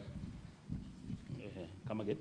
What's the next vulnerability that you said you saw in the system from a security perspective? Okay, the next one. This was more of an observation. We noticed that the system was hosted on a .co.ke domain. Just out of curiosity, you know this is a county assembly system, and most of these systems need to be hosted under a geo.ke system, geo.ke domain. Okay, what is the difference? Senators want to know. You're saying a .co.ke and .go.ke. What is the difference? The major difference is co.ke is a private commercial domain that is used by businesses, our companies or companies which are limited or what. And the geo.ke is a reserved domain system which I believe is with the ICT authority that authorizes you to use it. No one can come and apply. Okay, okay. What other vulnerability did you notice as an expert? A major vulnerability also was the password management policy. What do you mean by password management policy? Just explain it briefly. I can say this is a requirement. I saw that the Kericho County Assembly IT team said that they have an IT policy. Yes. And with this, you need to have a policy that dictates that your password needs to be secret, and also no one needs to know your password, and also you need to be able to change it after a certain duration. Okay, okay, okay. Yes. What you said that this domain was hosted. The domain hosting was done abroad. Where is this done abroad? Where is this contained in your report? The domain, the domain hosting, yeah, and the server hosting was in Germany. Yes, it's hosted in Germany. And the person who owns the domain is a company called Host Pinnacle Cloud Limited. Host Pinnacle. Yes. Is it a public or private company? This is a private company. Private company. Yes. So in your analysis of this system in terms of risk, how did you rate the system? In terms of security, I would believe the system is highly threatened. It's highly threatened. Yes. Okay, okay. So I need you, there's a question which senators really want to know. And you can look at page volume 4, where are these logs? That is page 13, page 13, 14, 15, and up to 17 of volume 4A. What is this? From an expert perspective, what is contained at page 13, 14, up to 17? What is this? This is a system log of the users who interacted with the system. Of the users who interacted with the system? Yes. Okay. What are the key features of these logs that you can see from there? Because we really want to know whether it gives names. The key features of these logs that you can see. I believe the key features that I can see are numbers, which must be representing something, most likely the username. The username, Yes, the username of the user. Very quickly, what else do you see there? We can also see the motion, that was the motion number. The motion number. And the actual choice. And the actual choice, Yes. So the results can also be seen from this system, from this document, Yes. The results of the vote. Yes. Okay. Move quickly at page 29, because this is where we want to focus on as well. Explain to us what is there at between page 29 and up to page 32. What is this from an IT perspective? Just scrutinizing. That is volume 4A, right? Yes. Yeah. What are these? Okay. Scrutinizing the document and the pages, I could see there's, from an IT perspective and network, on the network side, yes, because yes, IT also is very wide. Yeah, there's an IP address, yes, on the far right, which also corresponds to the MCA's maybe user number or username. Uh-huh. Yes, and as I can see, The IP addresses, some are different, some are same. Some IP addresses are different, others are the same. Yes. So the question which these senators, the honorable senators, want to know from this document is why will the IP addresses be different for the same data?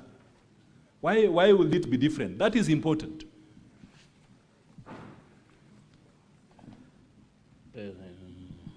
Please come again. Yes, these IP addresses on this page, on these pages, some are the same, while others are different. That's from page, especially you go to page 31. If you look at page 31, then you have 41.139.237.129 appearing several times down there. It appears several times down there. So if, from your expertise, why is this the case?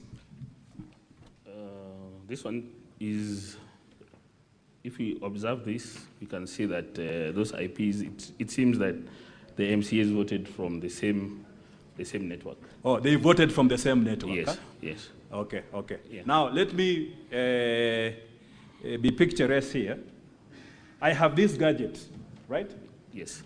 This is my phone or laptop, tablet, and I want to use it to vote. I want to use this, a link has been sent to my phone to vote. Is that correct? Yes. And then the link has been sent, I key in on that link, it goes into a system. Is that correct? Very correct. That is correct, eh? Yes.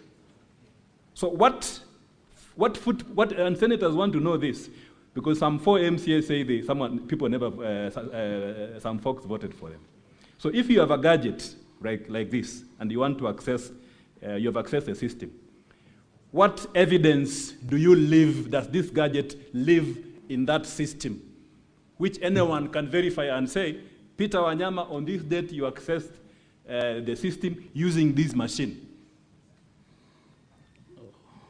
For that, the system, as I had mentioned earlier, Yeah. there's some security flaw. So in order for you to... No, ideally in a typical system, if I'm accessing as a system, Yeah. what will you find in the system that Peter Wanyama logged in this system? What fingerprint will you find in the system? Usually we use MAC address, something called a MAC address, which is unique to all devices. What you say it's a MAC address, eh? Yes. Again, for the benefit of all of us, what is a MAC address? What is MAC? MAC is a media access control. That's a terminology, but it's a unique identifier in a network system that all devices in the world have different MAC addresses. Oh, all So devices have different MAC yes, addresses. It's unique to each device. Okay, I think whether that a laptop or a phone or anything that communicates with the internet. anything that communicates with the internet has a unique address. Yes, needs to have a So unique if I am doing an audit of that system, what kind of audit do I need to do of a system to find the MAC address of the devices that access that system? What kind of an audit should I do as an expert to check that the following MCS actually used these devices to vote? For that, as I've mentioned, you need to have the MAC address. That Yes. is one. And also, if something that can support that would be maybe if they had implemented the 2MFA, the multi-factor authentication. Yes. Also would hold float somewhere. But now that one doesn't hold float to ascertain that this is the device. So without the MAC address, we can't Okay, maybe let ascertain. me rephrase my question. For me to get the logs for containing the MAC addresses for all these 33 gadgets that accessed the Kericho voting system, right? What kind of audit will I do of that system for me to arrive at this conclusion? A document containing the MAC addresses for all these laptops or computers or phones. At local level, maybe because we can see the IPs, most of them voted from one place. Yes. So we would need also the access logs from the Kericho County IT administrator. The access logs, and then? So that we can ascertain that these computers communicated at this time. Okay. With these MAC addresses. Okay, again, an important question. In the document, did you access this system yourself? Yes, we accessed with the user account, with the shared user and username and password. Oh, you access this system with the shared username and password? Yes. Okay.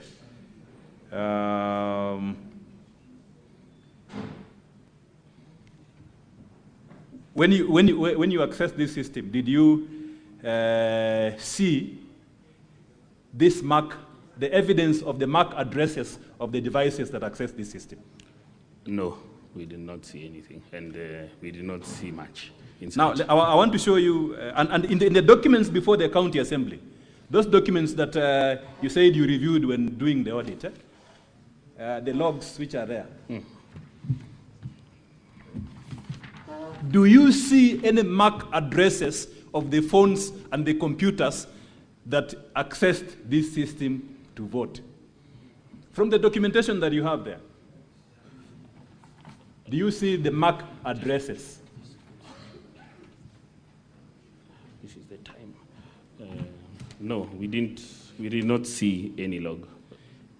We did not see any log of the MAC address. Yeah, I also want to show you a security report which has been done by an expert from the Senate. It is before the House. Do you have a copy of the security audit? Yes. Yeah. Have you had a look at it before you came to this plenary? Yes. Okay. In this document that has been submitted by a security expert from the Senate, do you see any MAC address, the logs containing the MAC addresses for all these phones and computers which were used to access this system? And in this case, several times, up to 34 times on the minimum.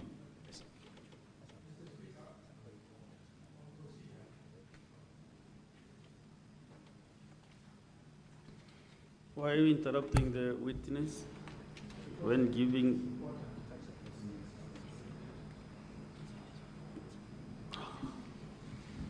Yes, what is it? You've had counsel refer to the document which the chair circulated to members. And our understanding at that time was that a witness, the owner of this expert opinion, will introduce the document, then give us an opportunity to interrogate it. And this, after he has done that, our understanding, Mr. Speaker, was that then it will put us in a position to be able to now post questions to this other expert, either to collaborate or disagree. Mr. Speaker, I believe that you consider taking that as the procedure to approach this particular evidence, because, Mr. Speaker, if we don't... Senator Mboni Karole, thank you very much for your point of honor. I've earned you. I don't take a lot of time to understand some things. So I have earned you, and I want to lead a question I'm not to refer to that report until it is officially in this House. The experts will be able to come and interrogate this report. Yes, Senator. Point of order, Mr. Speaker. I think you really need to give a thought to what Senator Khalwale is requesting, because fortunately in this House, we have IT experts. I am an IT expert of high standing in this country.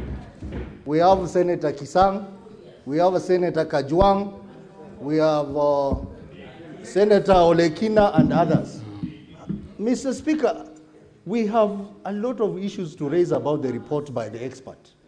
And if we go the way we are going, we'll end up in a situation where the lawyers are going to refer to that document in the report, and yet we have questions around that report. So I think from an expert point of view, it is important to start with the expert appointed by this House. Then the others can now follow, Mr. Speaker.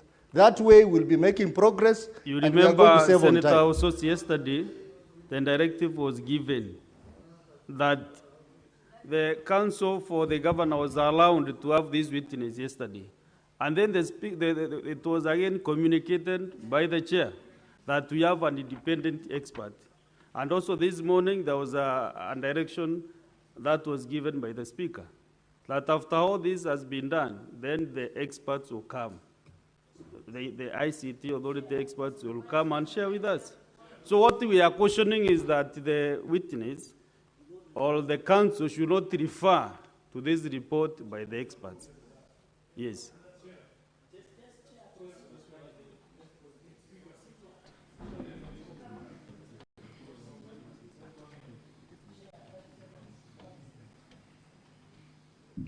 Senator Sifuna, 30 seconds. You know, Speaker, the problem that I foresee is that counsel for the governor has brought his expert. What opportunity will that expert get to comment on this report, if not when he is on the stand?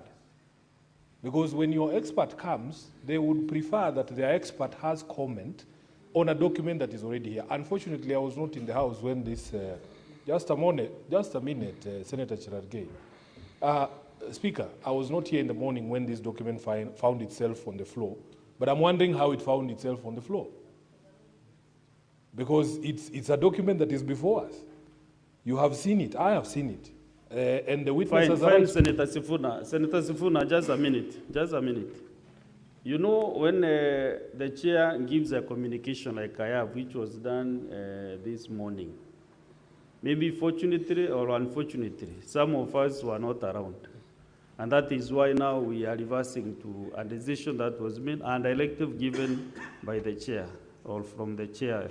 Here I am. So just have your seat. Okay, so just one clarification. At what point will the expert for the governor get opportunity to comment on the report that has been submitted by the experts appointed by this House? There will be no problem having him around. There will be no problem. You know, Chair, today is Friday. Today is Friday. And I know how low energies get on Friday. I'm a whip. But anyway, so, we'll follow your guidance. Yes, please. No more interruptions. Proceed, Council. Mr. Speaker, sir, I will not ask a question on the Senate's ICT report. I will ask instead, I will cross-examine that witness when he comes before But the floor. when the ICT authority experts will be around, there is no problem having him around also to reason to that presentation. I'm well guided, Mr. Speaker. Thank you very much. I'm concluding, Mr. Witness. Now, earlier you said that these MAC addresses of a telephone, laptop, or desktop computer is the only evidence that is needed to ascertain that a certain person voted. How does a MAC address look like? The MAC address of any gadget, how does it look like? How does it look like, a MAC address? And when you answer that question, then go to page 29 to 30, 31, and 32 of volume 4A.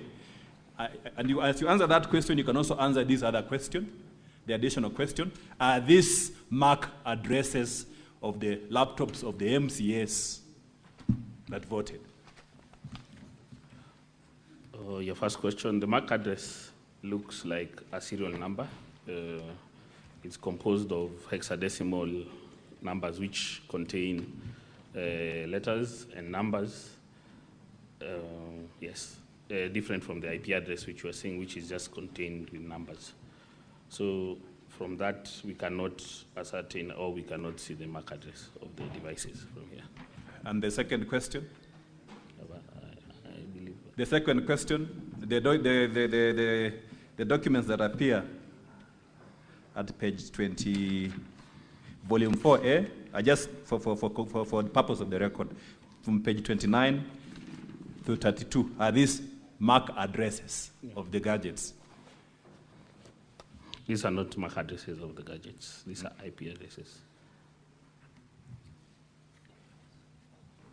Maybe a corollary question. What is the difference then between the MAC address and these IP addresses that are contained in page 29, 31, 32, 33 of this volume? What is the difference? Because they are both from the system. What is the difference? Tell us. An IP address can be shared with multiple devices. A MAC address is unique to a certain device. That's the major difference. So look at the conclusion of your report then. That's page 39. What conclusion did you say about this platform that you reviewed, the system that you reviewed? What conclusion are you saying? If I'm to read what's on the report, the identified vulnerabilities expose the hosting system web application to severe risks, including credential compromise, denial of service attacks, and unauthorized access. Thank you. Maybe one last question which I wanted to clarify. It was said yesterday in the Senate that some IT officers assisted some MCAs to vote on the desk there using a computer or several computers. If they used one computer, right, to access the system, will there be a MAC address? If the access is twice, will the MAC address be the same? Yes. It will be the same? Yes. Okay.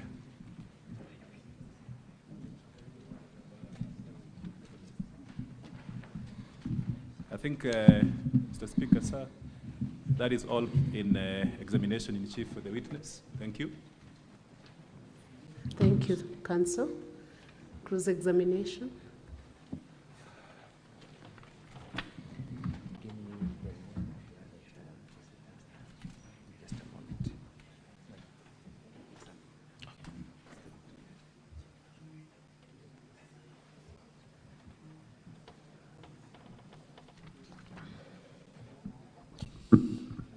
Madam Speaker, may I kindly see my remaining time because I need to manage it? The screen is not facing me.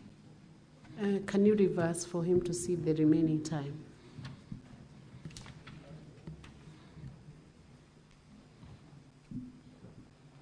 It's 18 Thank you. minutes. Let me do the best I can within that time limit, then we'll take further direction.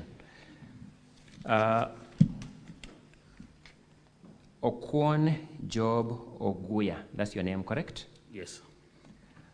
Do you know a person called Weldon Kipiegon Langat? You know, either you do or you don't.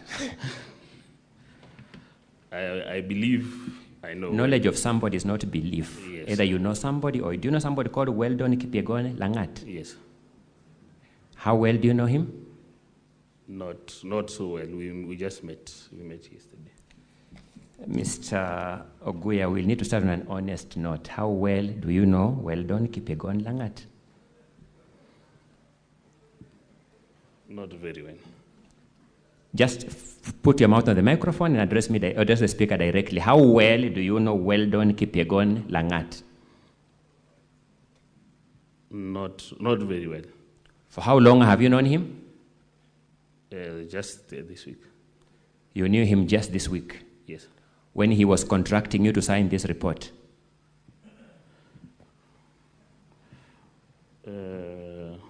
Okay. For purposes of... No, you knew him when he was contracting you to sign this report. True or not true?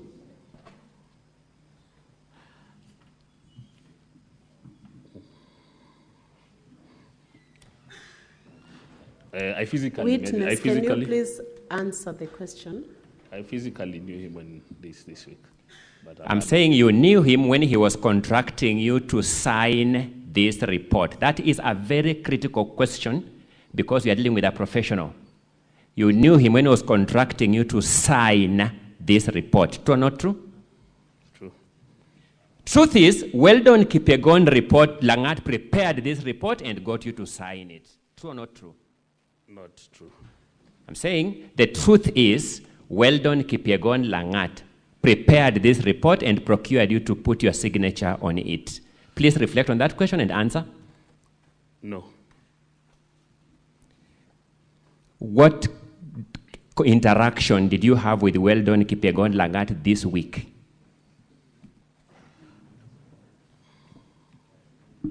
There was no solid interaction with him. Give us the liquid or gaseous one.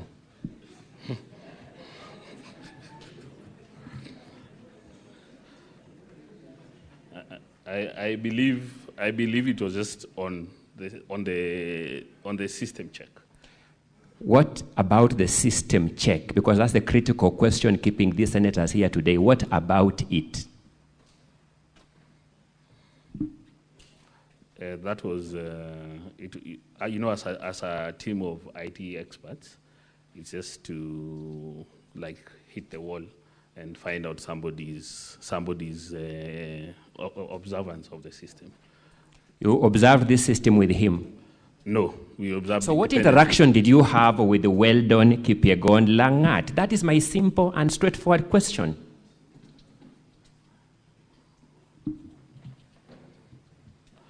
As I've said, the interaction was just on maybe name basis. It can't be maybe. You knew Weldon Langat this week. You had a specific interaction with him. What interaction did you have with him? And as I've said, it was more of just observation of the system, but no more details, in-depth details. Tell us what exactly that entailed, more of observation. What particulars, what did you do with him regarding the system? For us on our side, we just shared what we had observed, but we did not get information from him. I've told you earlier, Weldon Kipyegon Langat, the one who contracted to sign this report, you have denied. The report was made by us. I've said he's the one who contracted to sign this report, you have denied. What interaction did you have with Weldon Kipyegon Langat? And remember always, I only ask questions whose answers I know. So proceed. What interaction did you have with Weldon Kipyegon Langat? And that's why I've said we didn't have, that is the only thing that we interacted. I don't even know what it is. So now state it. What is it? I want to understand what it is. That is observation of the system. That's observation of... Okay, tell us what observation of the system entails, the particulars of observation of the system. That is, if it's secure. You interacted with Weldon Kipyegon Langat regarding if the system is secure? Yeah. What were his observations?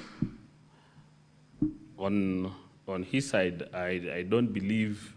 What were his observations on that issue? I can't recall I can't recall his answer. Sorry, Mr. Job Oguya, you are an adult. Yes? Yes. Let's admit what we can, deny what we can, but within parameters of truth. You interacted with Weldon Kipyegon Langat this week. The first aspect of interaction was observation if this system is secure. Is that what you've told the senators? Is that what you've told the senators? Yes, that's after our report. What were his observations regarding the security of the system?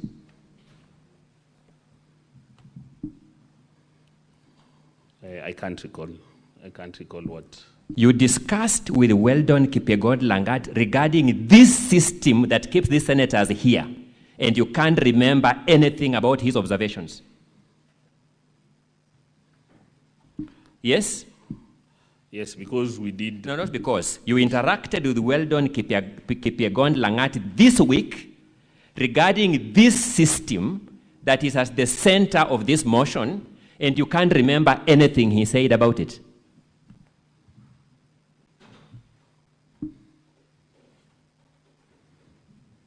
Is that your statement? Yes.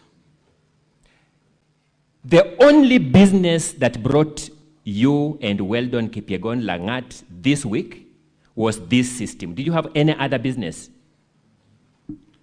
No.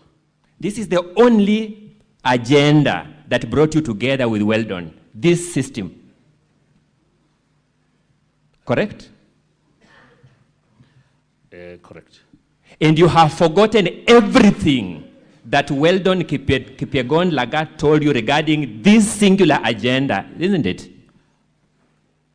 Maybe you can get together because of a certain. I'm not seeking hypothesis. Yes. I'm seeking facts. You interacted with Weldon Kipyegon Langat for a single agenda, being this system, this week, and you have forgotten everything he told you about that agenda. True or not true? That is true. The truth being you have forgotten everything. Not that I've forgotten anything. The truth being? The truth being that we just observed and we did not go. That's a different question. Yes. I am saying, I've asked you, what were the observations of Weldon Kipyegon Langat regarding the security of this system? You have said. What's your point of order, Senator Dancer? I think we have observed that the question has been repeated several times. Mr. Speaker, that is called badgering a witness. A witness can say, I know, or I don't know, or I don't remember, and you move to the next question.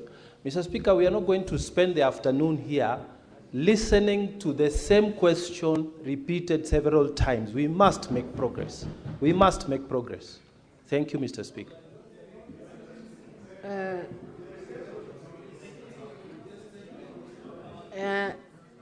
Senator Mugatana, let's allow the witness to answer the question and we proceed. So Senator Mugatana, you overruled that let the witness proceed to answer the question. Ask the question, witness.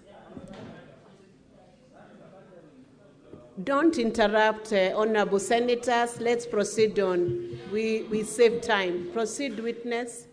Thank you, Madam Speaker. Counsel, please advance your conversation or interrogation with the witness.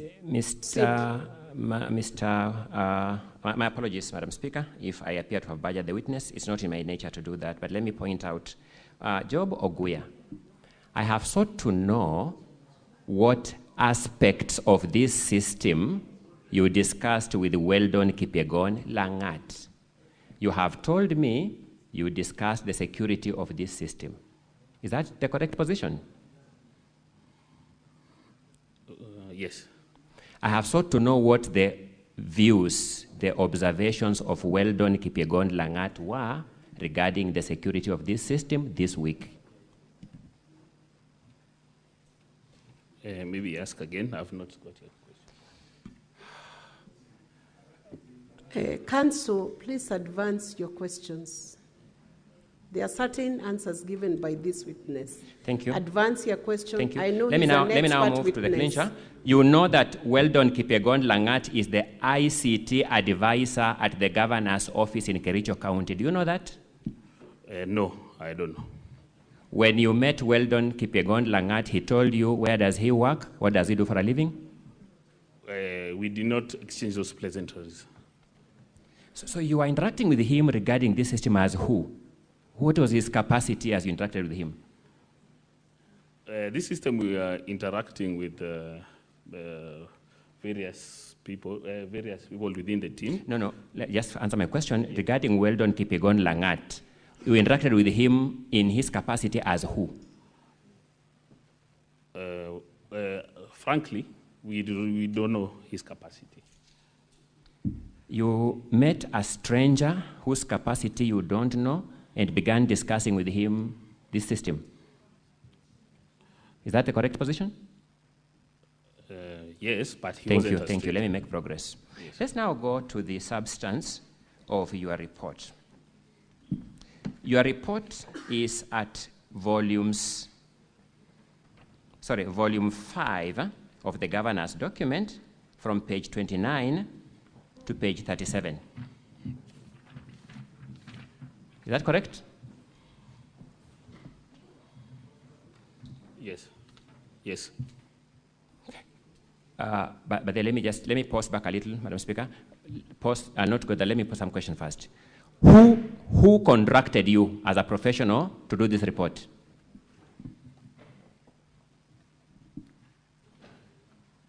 Who was your client in preparing this report? This was we were brought in by the lawyers.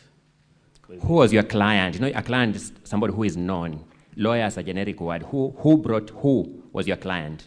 Who is paying your fees? Who is your client? It's the governor's team, which includes the lawyers and the consultants.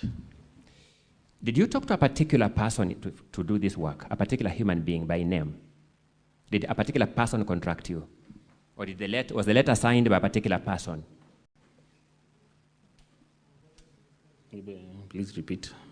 Counsel, you know that question is answered. He's given you the team that contracted him. Please move on to next question. Advance. Madam Speaker, my apologies. The question of the lawyers has been answered, and now I know which lawyer by name. It's a different question. Proceed. Thank you. Give us the name of the lawyer who contracted you. This was, I believe we were, you know, it's, it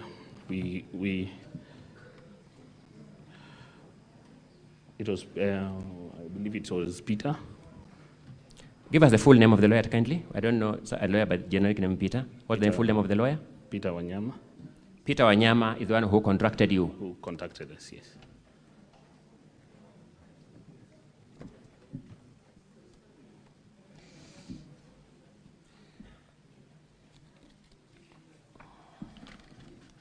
Let me go to that report now, in the interest of time. In your presentation before the Senate, you have made comments on the IP addresses from pages 29 to page 33 of volume 4A. Do you remember making those observations? Yes. Mr. Carter, a witness may need his bundle. My apologies. Volume 4A.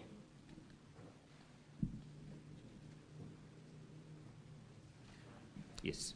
You have made observations on the IP addresses at pages 29 to 33. You remember that? Yes. Yes. Let's go to your report. Which part of your report addresses those IP addresses? Give us a page number in your volume 5.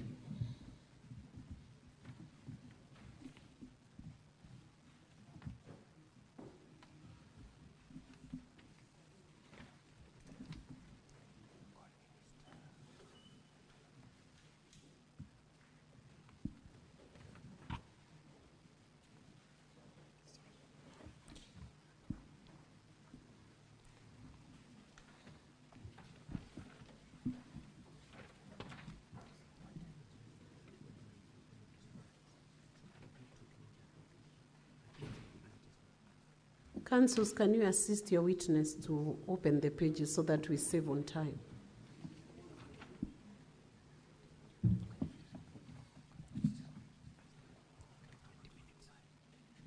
Volume 4A, I asked now the part of his report. His report runs from, in volume 4A, no, volume 5, my apologies, from page 29 all the way to page 39. I want him to point us to the part of that report that addresses the issue of these IP addresses.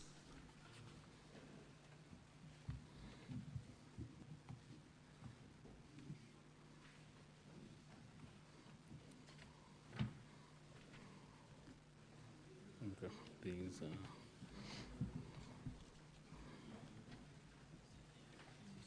Madam Speaker, I just wish to make an observation that the witness is taking so much time to answer my question. My time is running out. It's not captured. These things you have been telling us here about these IP addresses are nowhere in your report.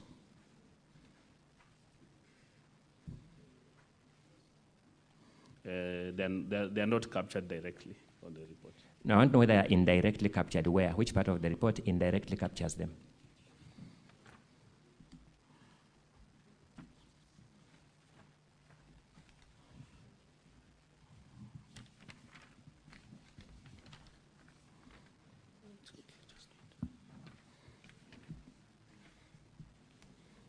Witness, can you answer the question?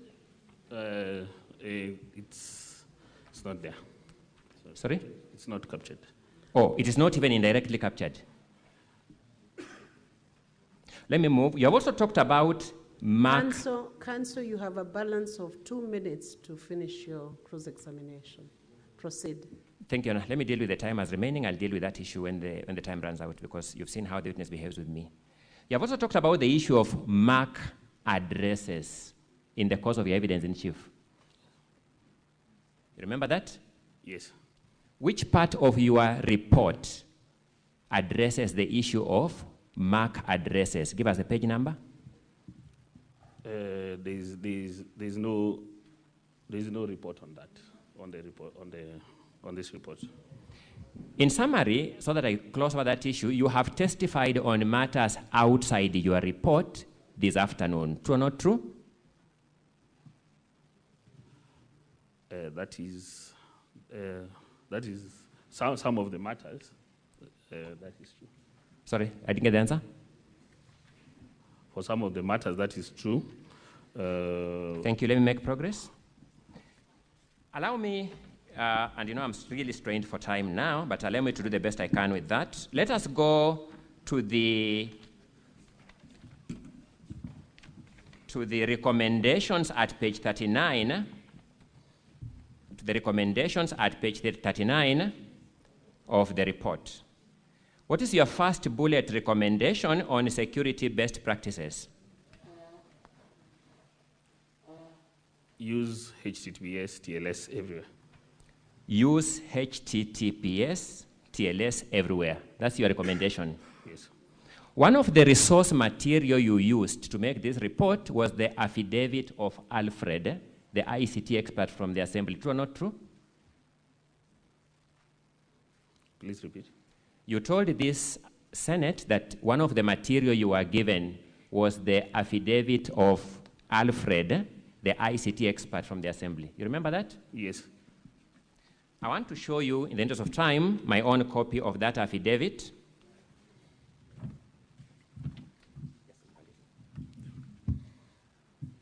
Madam Speaker, for the record, I'm showing the witness the Assembly's volume 2 at page 84, in particular, paragraph 28.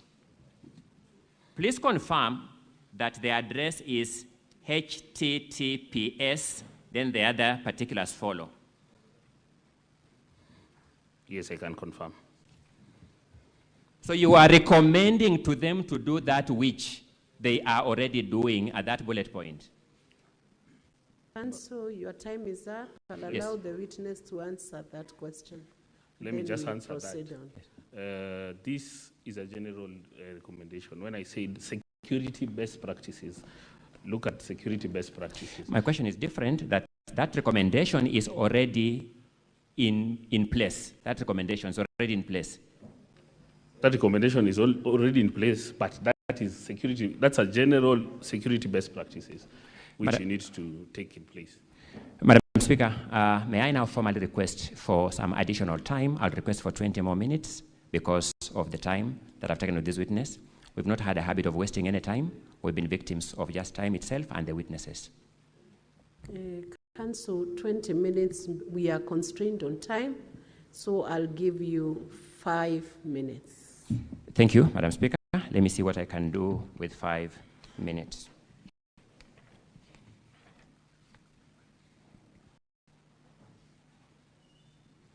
I want you to look at your recommendation at page 33 of volume 5,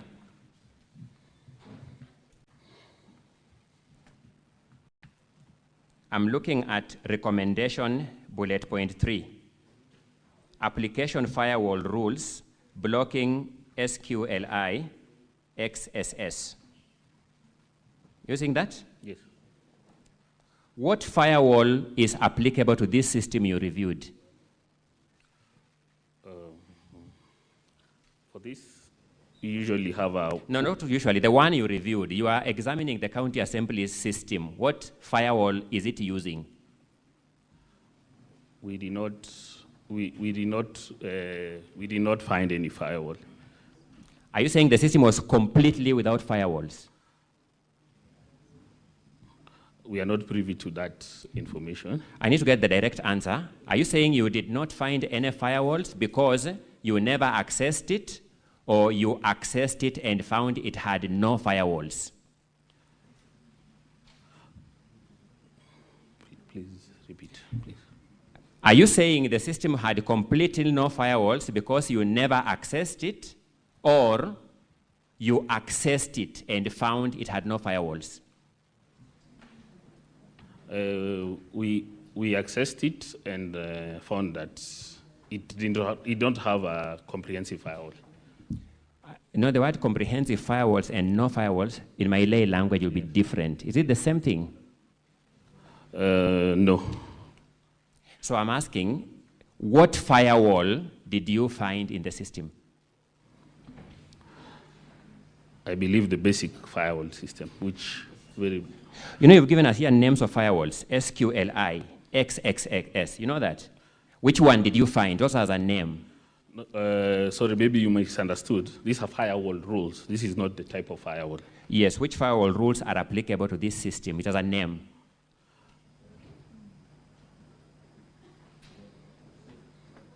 Which firewall rules, in fact, apply to this system that is used at Kericho County Assembly? It has a name. There are many firewall rules which should be implemented. You are investigating a particular system, Mr. Witness. Which firewall rules did you find in this one? For this one, basic rules that you couldn't access the backend. There's something called the backend. There is a type of firewall called basic firewall rules, as its official name. Yes. Its name is basic firewall rules. It's a basic firewall, not basic firewall rules. It's a basic. Do you know of a firewall called fail to ban firewall rules? I'm not aware of that firewall. So let me ask, Mr. Job, are you in fact an ICT expert? As a matter of fact? Yes. Thank you. Did you breach this system yourself? In terms, we did not breach because we do not have we are not given the authority to do the same, but we managed to find vulnerabilities in the system. Did you penetrate this system yourself? We did not penetrate fully.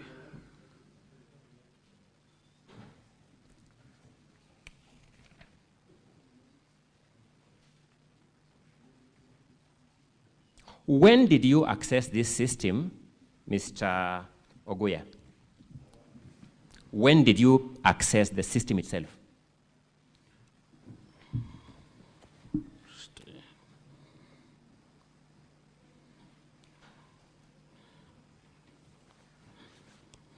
We officially accessed it when we officially did the audit on 27th. So that when we get an independent expert report, it will show the logs of your access to the system. That's why I've said we did not access, we don't penetrate. I thought you just told me you accessed this system on 27th. So you audited a system you didn't access. Oh, okay. Allow me to rephrase that. We accessed the system with the credentials provided on that 27th, with the user credentials which we found on that 27th. Which credentials do you use? Give us the particulars. The particular credential was, maybe I can just get it.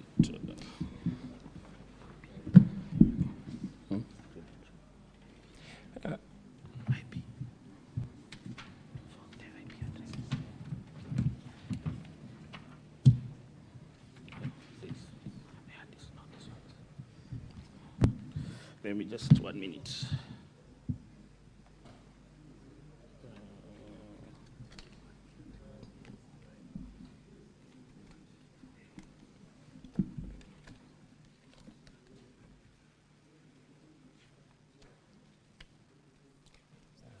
Council, time is up. He's only going to give you the credentials they used. Maybe I can read it out. 20. Should I read it out? Just read it out. Proceed. 2017 0083351, and the password was 248785352. When you accessed, what were you able to do in the system? Nothing much. We just observed, and we tried maybe to change the password or to set a password which did not have those options. Sorry? We tried to see if it can change a password or set your password. And that inability shows a security system. Your inability to change a password shows a security system in place. Yes. Thank you so much, Madam Speaker. I'll leave the rest of the issue of credibility to your own observations. My time is spent. I thank you for the opportunity. Thank you. Re-exam. Just a few questions, Madam Speaker.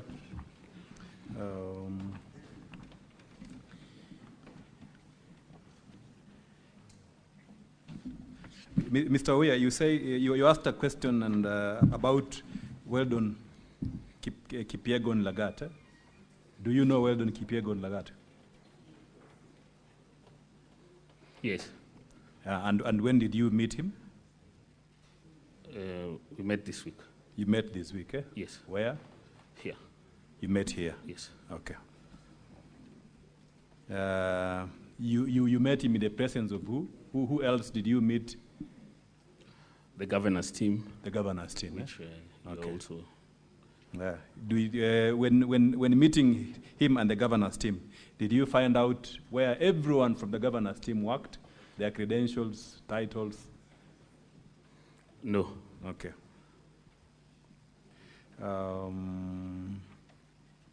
Did Weldon Koril assist you to prepare this report? No. Who assisted you to prepare the report? My colleague. Maybe for the sake of the record, what's the name of the colleague? Bruce Onyango. Bruce Onyango. Yes. Okay.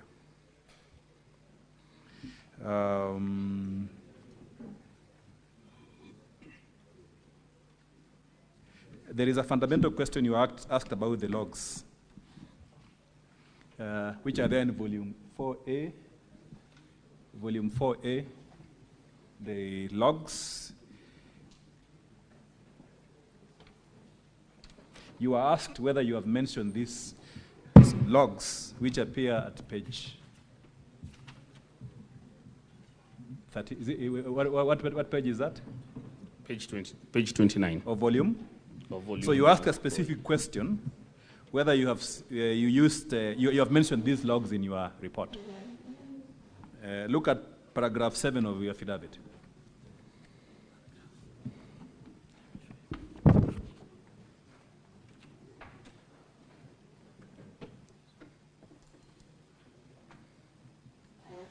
Can you read paragraph 7 of your affidavit to the Senate, please? I was requested to analyze the extracts of the system audit logs which are contained in volume 4A of the County Assembly documents. Are those the logs that you said you analyzed, the logs in volume 4A? Yes. Okay. Look at page 35 of your report.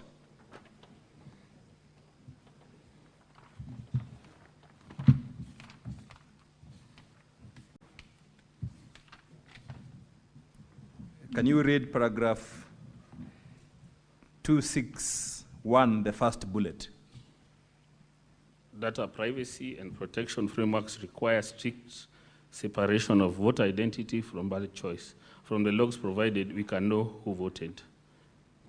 Okay. Have you mentioned the word logs? Are these the logs that you say you referred to? Yes. Okay. Now, in preparing your entire report, again, you've been asked this question, in preparing your entire report, what was the primary document that you used to make all these conclusions that are contained in your report? What was the primary document? The primary document was the system architecture. The system architecture? Yes. Okay. By the way, for the avoidance of doubt, when you logged in using those credentials that you said, did you see the logs in the system as an expert? No. Why? Because the user did not have those rights. You see. Okay, the user right cannot access the logs. Yes. So you relied on the logs which were already supplied to you? Yes. Okay.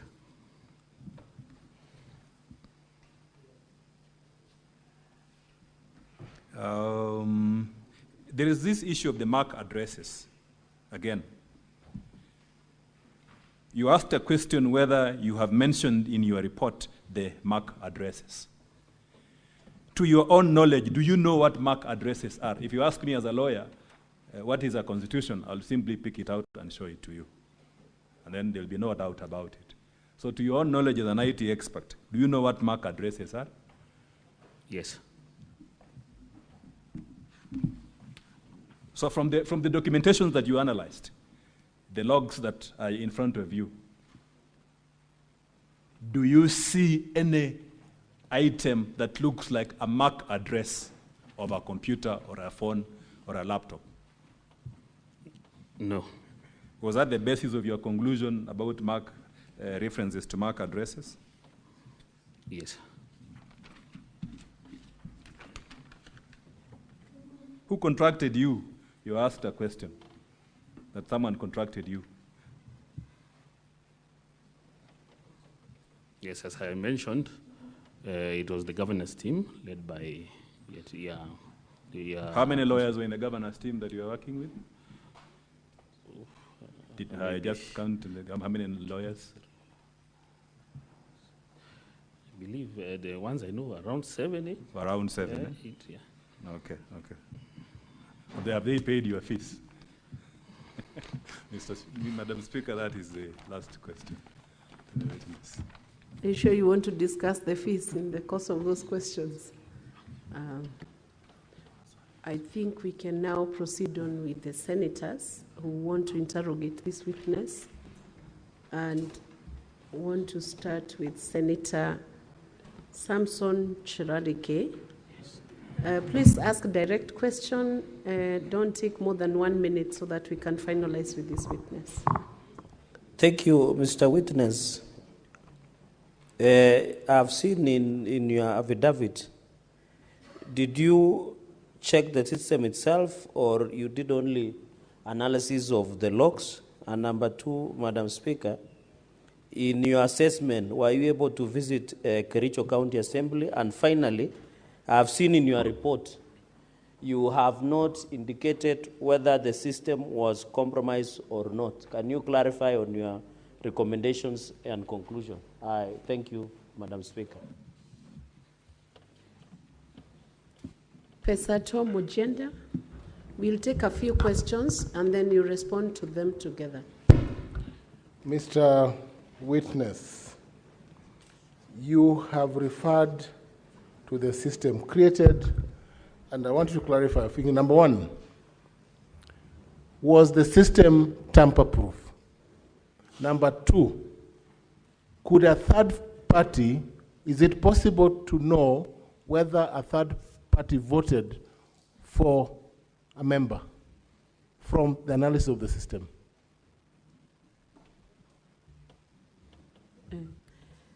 Senator Danson Mungatana. Thank you, Madam Speaker.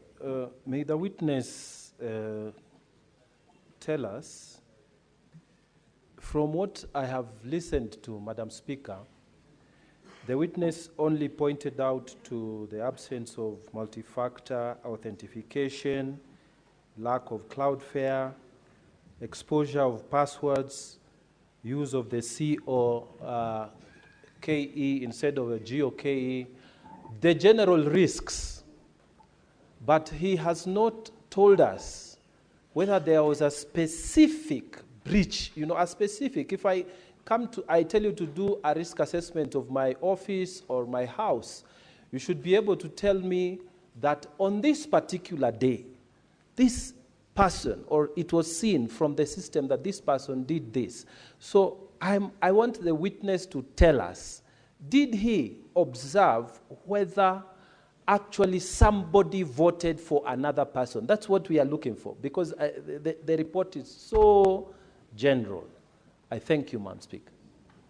Senator Wakoli, and then you respond to those questions, and we'll move to the next segment. Senator Wakoli has dropped to Senator Okenyuri Esi. Thank you, Madam Speaker. I would wish to know from the IT expert on whether he has capacity so that we can have georeferencing, so that we see if each individual who was voting virtually matches with the places where they were in, so that we do not have a case of a voter who voted virtually but in Bomet. Secondly, how do you prove that the 4 votes that were emanating from the same IP address are not from different devices or same devices? And finally, are you able to check on the authenticity of the static IP address? Thank you. Can you proceed, witness, to respond to those queries? Thank you, Madam Speaker. I'll respond to the questions raised. I'll start with the last. This is the check of authenticity of the public IP address. What usually happens, the authenticity of a public IP address is owned by the ISP provider. So the authenticity of the public IP address is correct. You can get the authenticity of the public IP address from the logs, because you cannot have your own public IP address. It has to be registered via the internet provider. Then the other question you had raised is if the same IP address which voted for the same IP address which was used for 4 votes, that is able, because if you are in the same network, we say you connect to the Parliament wireless, all of you will have the same IP address. So that is correct. 4 votes can have the same IP address. The risks that were raised, that somebody can vote for another, definitely this one was captured in the report, because as I shared, the passwords, the username and passwords were shared in IT terms, we call it clear text. They weren't encrypted when they were shared to the users, and everyone knew that to access this system, either you need your IDPP number and the username and the ID number to access it. So everyone had the protocol that is needed to access. So anyone could access somebody else's account. Because I know, if for me I know my ID number is this, definitely my fellow MCA ID number, definitely I'm privy to this. I can get his information from maybe a database which is provided somewhere. So we saw that as a major risk, which we highlighted it on the report. For that, because of the lack of the MAC address, which we have been talking about, we cannot know which individual device or who accessed it.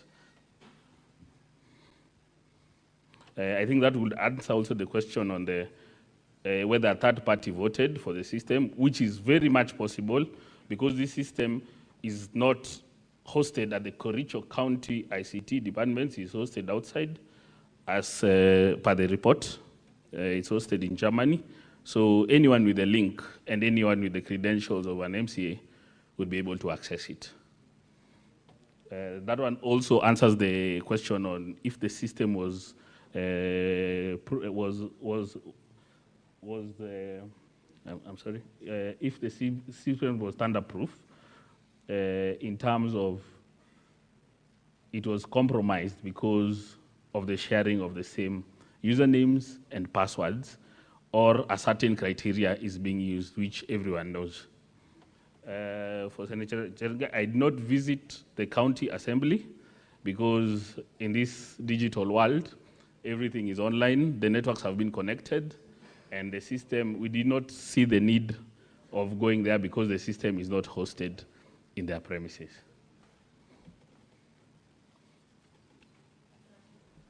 Yes, I believe. Senator Olekina Ledama.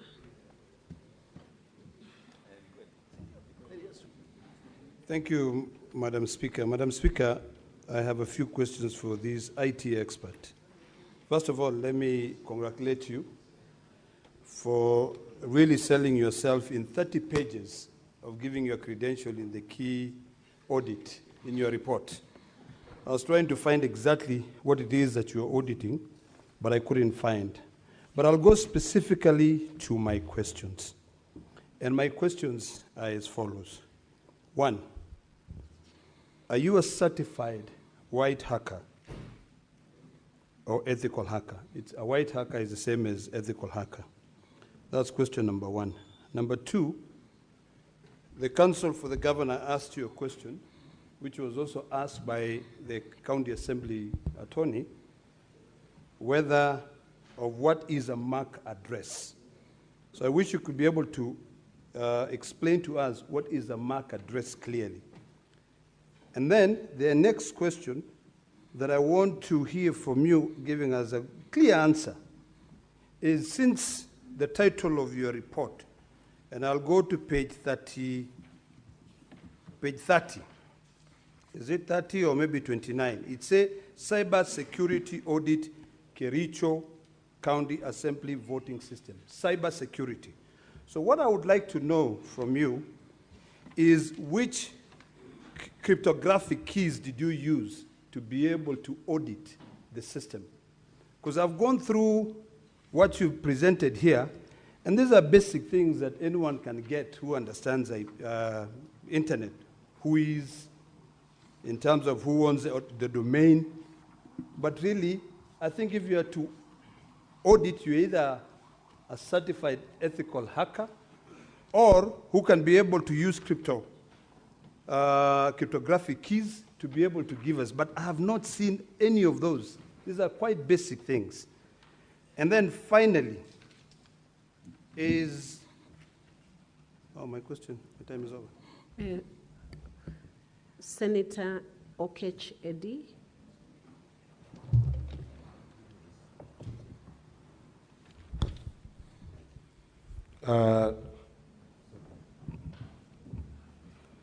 Thank you, Madam Speaker. Expert, on page 32 of your affidavit, you have indicated here your primary objectives of this audit exercise. And I'm drawn to the biggest one here, which is to ensure the integrity and confidentiality of voter data.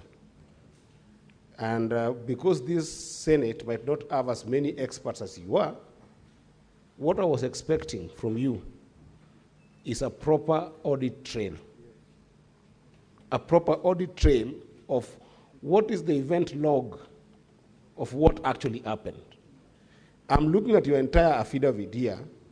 I don't have any single element of event logs of really what happened. I want you to tell me in simple terms, because whatever you have here is a prescription of any system that you can do on a secondary level. You can do this work on a secondary level. I can look at a system and say this system has got, lacks these features, or this system does not have these security features. You can say that. But what we're looking for here is an element of accountability and transparency that can be able to show us that in the event log of what transpired in the voting time of 11 minutes, this is my audit trail. So my question to you is, where can we find your audit trail of this system that can show us event log of exactly what transpired? Thank you, Madam Speaker. Senator Otsotsi, to close the number of questions, then we go for 3 on this side. Thank you, Madam Speaker. Madam Speaker, I just want to clarify a matter. When the expert was confronted with a question to distinguish between a MAC address and IP address, I think there was some confusion there, because a MAC address is supposed to be that unique identifier that identifies. Let me process my question. Let me process my question. That identifies a device on a network, on a unique network. Can you avoid answering for the witness? You just pose the question or seek the clarification so that you give them the benefit of answering that question. Oh, very well, very well. But let me go now to the point. An IP address, in my own understanding, my 25 years of practice, is that unique identification that identifies a device on the internet. For example, Madam Speaker, when you have your phone and you want to transact on the internet, that unique number that identifies you on the internet is the IP address. I want to pose a question based on the contents of County Assembly documents, volume 4A, on page 30. There's a particular IP address 41.139.237.2.129. It has been used, Madam Speaker, 9 times. And I want to believe maybe it's because we had that one particular computer that the MCAs were using to vote. That could be the explanation. But Don't speculate. Can you pose the question to the witness? Okay. Madam Speaker, you know, in this house we have a diversity of professions. And in this particular one, I have a responsibility to guide this house, Madam Speaker. Madam Speaker, I would like to know whether the ICT expert did an IP lookup. We have something called an IP lookup, where you can determine the physical location of a device on the internet. It will tell you the geographical location. Very well. I think your question is posed. I will give the witness time to respond to those questions. Proceed, witness. Oh, Proceed. We are coming to 3 questions on the majority side. Okay. I'll start with the last in. So you talked about the MAC address. Yes, the MAC address is a unique number which each device, whether a phone or laptop has. And you had mentioned something called the IP address. This one, subject matter 41.139.237.129. We did a search on it, and we found it's registered under Safaricom Limited. Yes, and as you said, this IP address can be used by multiple devices. As I mentioned earlier, if all of us connect to the same Wi-Fi here at Parliament, all of us will have the same IP address going out. So all the devices within the House will have, within the Senate will have the same IP addresses. I think that one can answer that. Then Speak into the microphone so that your voice does not fade away. Okay, sorry. Then the issue on the logs, which are not captured, the audit trail and the transparency. Our mandate for this exercise was to test the high level security of the system. As I mentioned, we did not enter the administrator account, and we did not have access to it. So those audit trails and the audit trails which were to be provided, we did not have access to it. For the method or the methodology that we used to audit the system, we relied we relied on the basics. As you have mentioned, the report is basic. You know, if something is basic and you understand, it means the person did a very good work. Because if you used technical terminologies, most of you would have said this thing is very hard to understand. And that's why we made it. The best teachers are the ones who simplify things. And that is the reason why you find it very basic.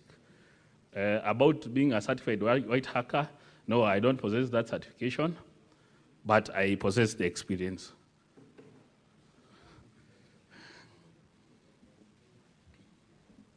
Are you done with the responses? Yes.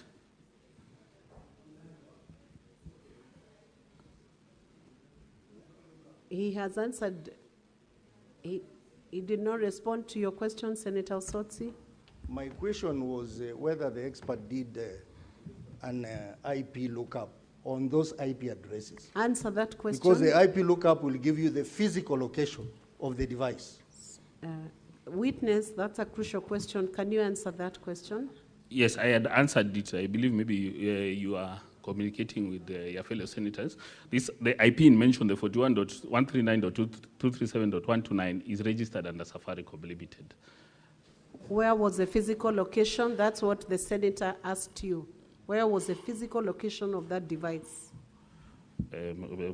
Maybe I can just give the physical location just now because this is publicly available information. Yes, but it's registered under Safaricom Limited. We will proceed on to the next set of questions. Senator Kisang and Senator Joyce, in that order. Thank you, Madam Speaker. Madam Speaker, I had wanted to find out from the witness if he was an ethical hacker, and he has said he's not, but because he has the knowledge and you are contracted to check the security of this particular system, you said you tried to penetrate, but you are unable to do. So are you telling this House that the system is very secure? Secondly, Madam Speaker, is what my colleague has said. You know, when you are given a job, even if you do a basic report in basic English, there are things that you are supposed to have delivered. Where the terms of reference, because this is what would have assisted Senate to make a decision. But the witness has not helped us because he would have listed at least a few of those IP addresses, especially the one that was used by 9 members to say this particular IP address was the laptop that was in the county assembly. But he has not done it because some of us, we have basically checked here, a few of them, they are far away from Kericho. So we expected him to highlight so that at least it will aid us in making a decision. Senator Joyce? Yeah, thank you, Madam Speaker. Mine is just to ask the expert to tell this House if the SMS sent to the MCAs could be transferred to any other person to forward on their behalf. Thank you, Madam Speaker. Senator Boni Halwale. Thank you, Madam Speaker. Mr. Kwon, you know why you came here? It's because we want an expert like you to differentiate between the governor's side and the county assembly side who is telling us the truth. The county assembly is telling us 33 people voted on that system you have audited. And the governor is telling us, no, they could not have been 33 because 18 of them were supporting us. So can you now tell us, during your audit, how many MCAs voted? Once you answer that, how many voted? Can you respond to those questions, witness? Okay, maybe I'll start with the first one in this time. We did not, our mandate and legal mandate wasn't to penetrate the system. Our mandate was to check for vulnerabilities on the public-facing side, things which the public-facing meaning anyone can access. So we did not penetrate. If we would penetrate, this would be a different case altogether, because that would be intrusion, and it would be legally, would be now, would be maybe, it would be a legal issue at the moment. So we did not penetrate. We only penetrate if we are given authority. Then the issue on the SMS, if it can be transferred to somebody else. As I mentioned earlier, the username and the password are a specific criteria. It's your ID and something else. So definitely, if somebody knows your ID and IDP number, they'll be able to access the system, even not necessarily the SMS. But the SMS also can be sent to another number, forwarded. For the audit trail in terms of how many MCAs voted, as I've mentioned,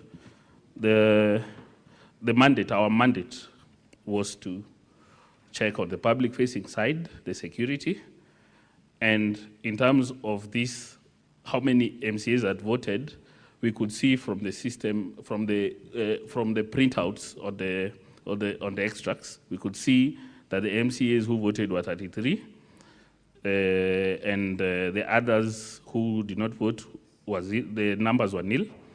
But this doesn't constitute that it was in fact a certain MCA who voted.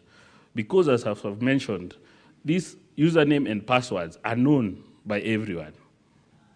Each and every MCA might have known or they know. Even the IT person, because he's the person who created, might have known. So we can't ascertain that these MCAs voted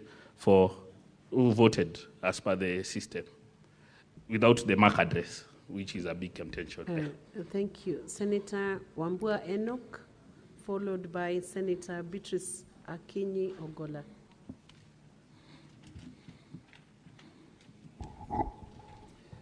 Thank you. Madam Speaker, you know, the expert was supposed to help us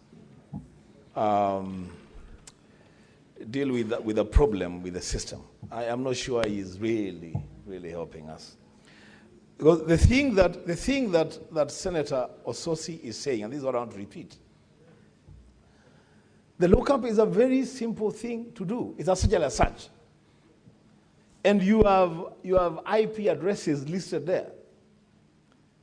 The easiest thing for him to do, and Madam Speaker, if you allow, we can also do it here now, is to just log in and find out when that device was used, where it was used, the exact location. It would have been so easy for us to make that determination. The rest of the things that the expert is telling us, Madam Speaker, may be things that we will struggle to make a decision based on the information that is giving us. Why is it so difficult to link every vote to a gadget? Just link every vote to a gadget. This vote came from this gadget. This gadget was in Nairobi. This other one was in Bungoma. I mean, it's as simple as that, Madam Speaker. I thank you. Thank you. Senator Beatrice, you've taken out your name. Senator Okoit Omutata.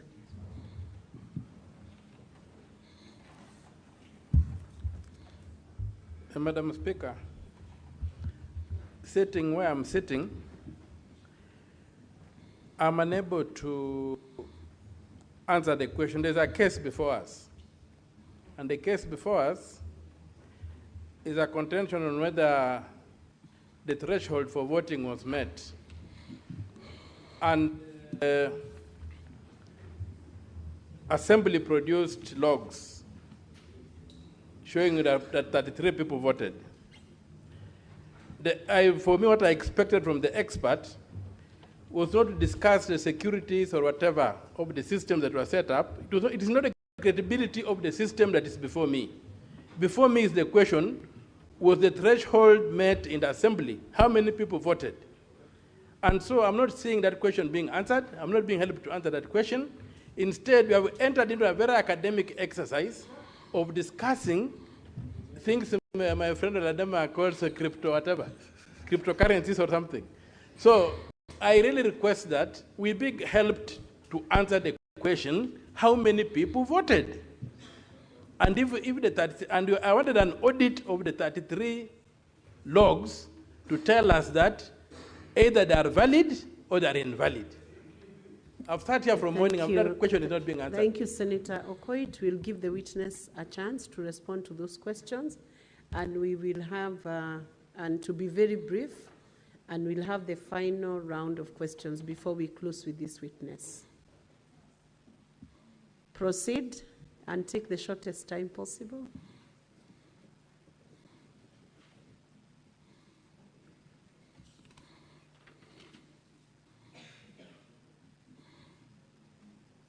Let's proceed to answer to those queries. Oh, sorry. Thank you, Madam Speaker. I'll start with the mention of the persons who voted. The system itself doesn't keep record of something called a MAC address, which we have been discussing. So without this, we won't be able to know which device voted. Because, as I've said, the username and password are already shared. They were predetermined. Everyone knew. You will know somebody's ID and somebody's password. So anyone can use your ID beforehand to vote yes. That's what I'm saying. So doing an audit or an audit trail of that without the MAC address, we wouldn't know which device voted. In line, the IP address which has been mentioned, the IP address doesn't give the exact device because many devices share the same IP address, as I've been mentioning. If you are in one place and you're using the same network, the IP address will be the same. So this IP address, even if you can look at the IP which I mentioned, the 41.139.237, it is in multiple, there are 8 instances it voted. It means these people were in the same place or they are using the same network. Yeah, but you wouldn't know if it was actually him who voted with his device. That is the biggest downfall of the system. It needed to have audit trails in terms of MAC addresses and know, is it you or is it your device that entered? All this would have been bashed out if simple mechanisms or basic things that we had recommended or have been recommended, like two-factor authentication, which when you log in sends that notification to your phone again for you to confirm. We wouldn't be having this case now, which is being mentioned. Senator Alan Chesang, followed by Senator Tabitha Keroche and Senator Mariam. That's the last round of this question. Thank you, Madam Speaker. I think my first question was asked by my colleague, Senator Kisang, whereby the IT expert,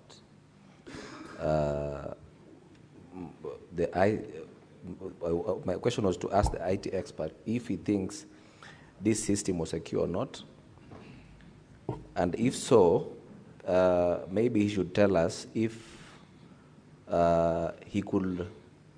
was he able to detect whether any unauthorized person who may have accessed the device, maybe to vote, apart from the MCS who were there. Thank you, Mr. Speaker. Senator Tabitha.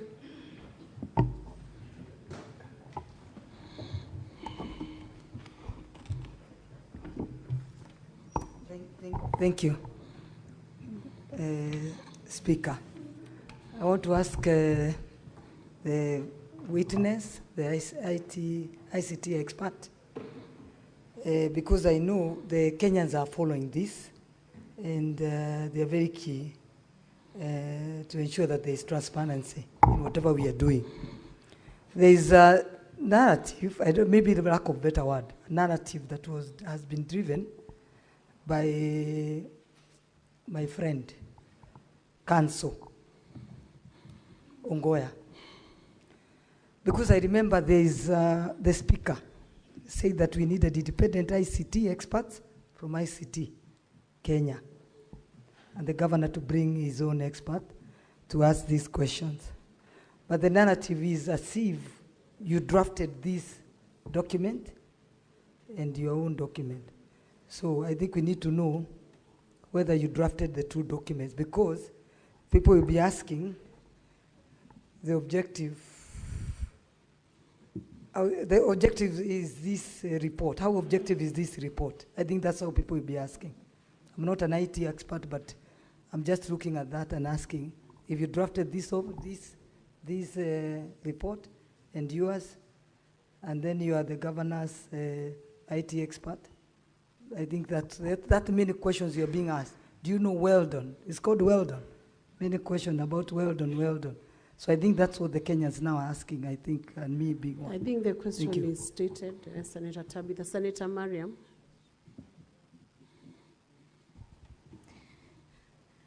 Thank you, Madam Speaker. My question is to Mr. Expert on the issue of the audit report you have given out. It is very narrow. It is not detailed as such. But my question is, and we have heard from MCAs, so many MCAs that they are undermining the systems. As an expert, and you did an audit of the system, do you recommend that system to be used in anywhere, or in even the county executives and county assembly? Thank you. Senator Crystal Asige, I will let you ask the question as the final senator who is asking this witness. Thank you very much, Speaker.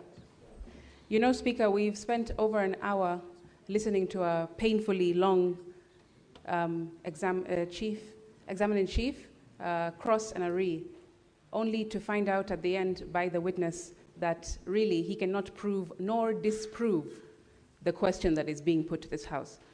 And so it feels like we shouldn't really lay our frustrations onto the witness, but perhaps we should ask the counsel and his team, why did you then bring this witness? Why did you put him through all that work if you cannot prove nor disprove your case?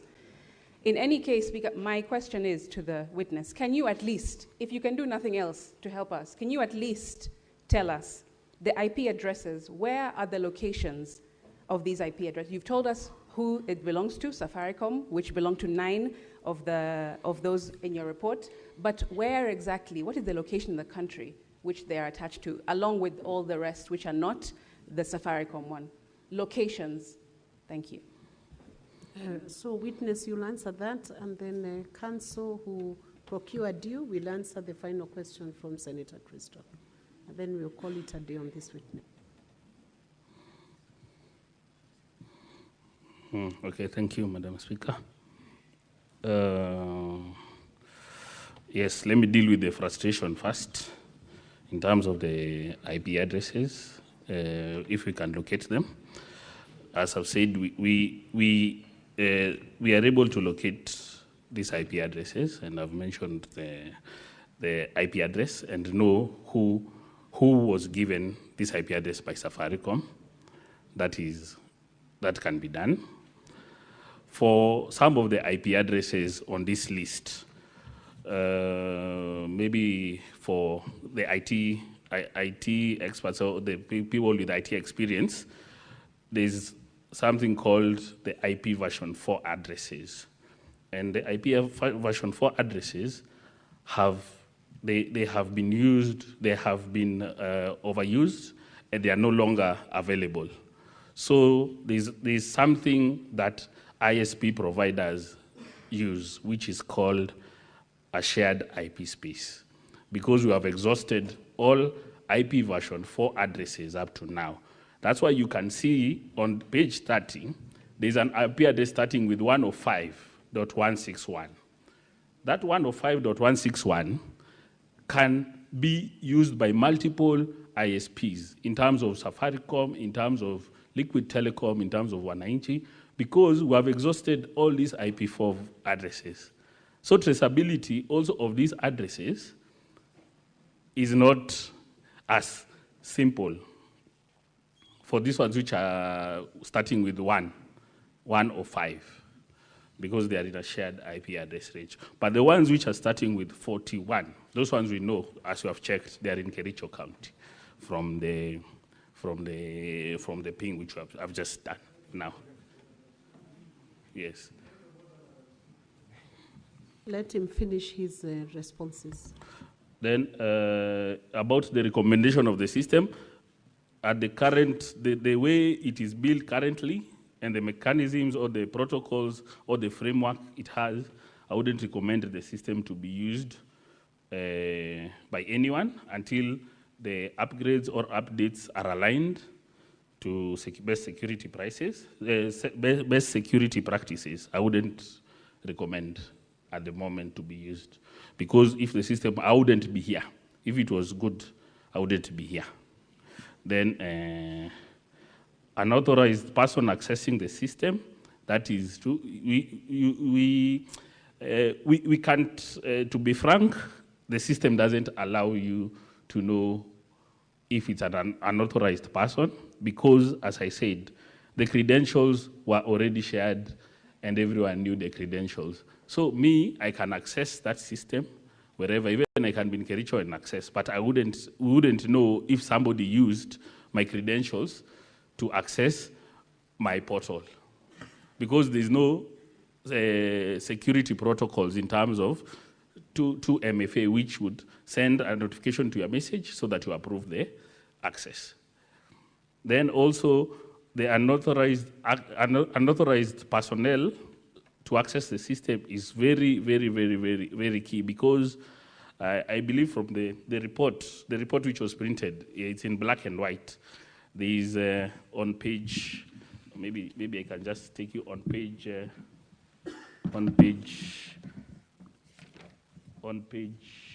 just 1 minute. On page 34, there is figure 1.2, written or exposed password. This is more of the technical requirement which we did on security, apart from the basic recommendations. This one, if maybe it was printed in colored, you would have seen that the passwords are exposed. Once somebody logs in, somebody who's using your computer can come back and see your passwords. So that is also a technical and cybersecurity risk for that. For the drafted, I'm just trying to answer the question if the system was secure. I don't believe the system was secure, even from this expose on figure 1.2, which mentions the exposed passwords. And that is already a very major flaw on that system. Thank you. Senator Sotsi, you have an issue of intervention. What is that? Madam Speaker, I said earlier on that the benefit that we have in this House is that we have diverse profession in this House. I happen to be one of those profession in the ICT industry, and I cannot sit here listening to information that is misleading. I do not want to contradict him any further, but I would request this House take 1 or 2 minutes to do a simple task that is called an IP lookup, just to determine what is the physical location of this IP address 41 dot something that was used 9 times. Let me guide Madam you. Speaker, that will really help this Can I House. guide you, Senator Osotsi? Ask the witness to do that, because he's the only one who can respond to that question. Give a specific IP address. Let him look up and give you an answer himself, because the House is not giving evidence, it's the witness. Speaker, I had asked this question Give him a specific earlier. one. I had asked this question earlier, that IP address. I'm guiding you so that you get what you are looking for, because you cannot give evidence from the Senate. Yes. You have an intervention. Let's finish with Senator Sotsi. Madam Speaker. Let's finish with Senator The IP address 41.139 Witness, two- can you take it up and look Yes. it up and give an answer right away to the House on where that Okay. IP address leads you? 41.139.237.129. We can do a 1 minute lookup, and I can guide this House further on that, how that can be done. So, I'm already on intervention. Allow Senator Osotsi to finalize with his intervention. So I would Let's like have the some IT. order. I like the Senator IT. Eddie, wait. I like the IT people to. He's on a point of intervention. Senator Joyce, you wait. Just I would like the wait IT until he people- finalizes that exercise. I would like the IT people to give us a screen, maybe to go to the internet, and then I will demonstrate that. You can, the I'm witness. on a point of order.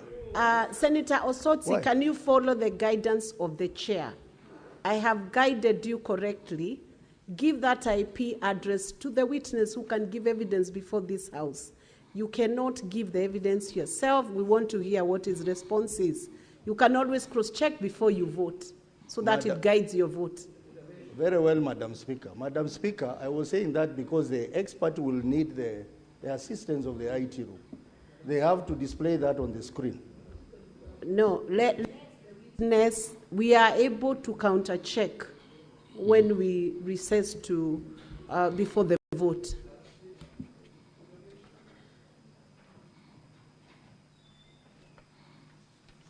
Witness, can you respond to where that IP address takes you? The IP address in question is the 41.139.237.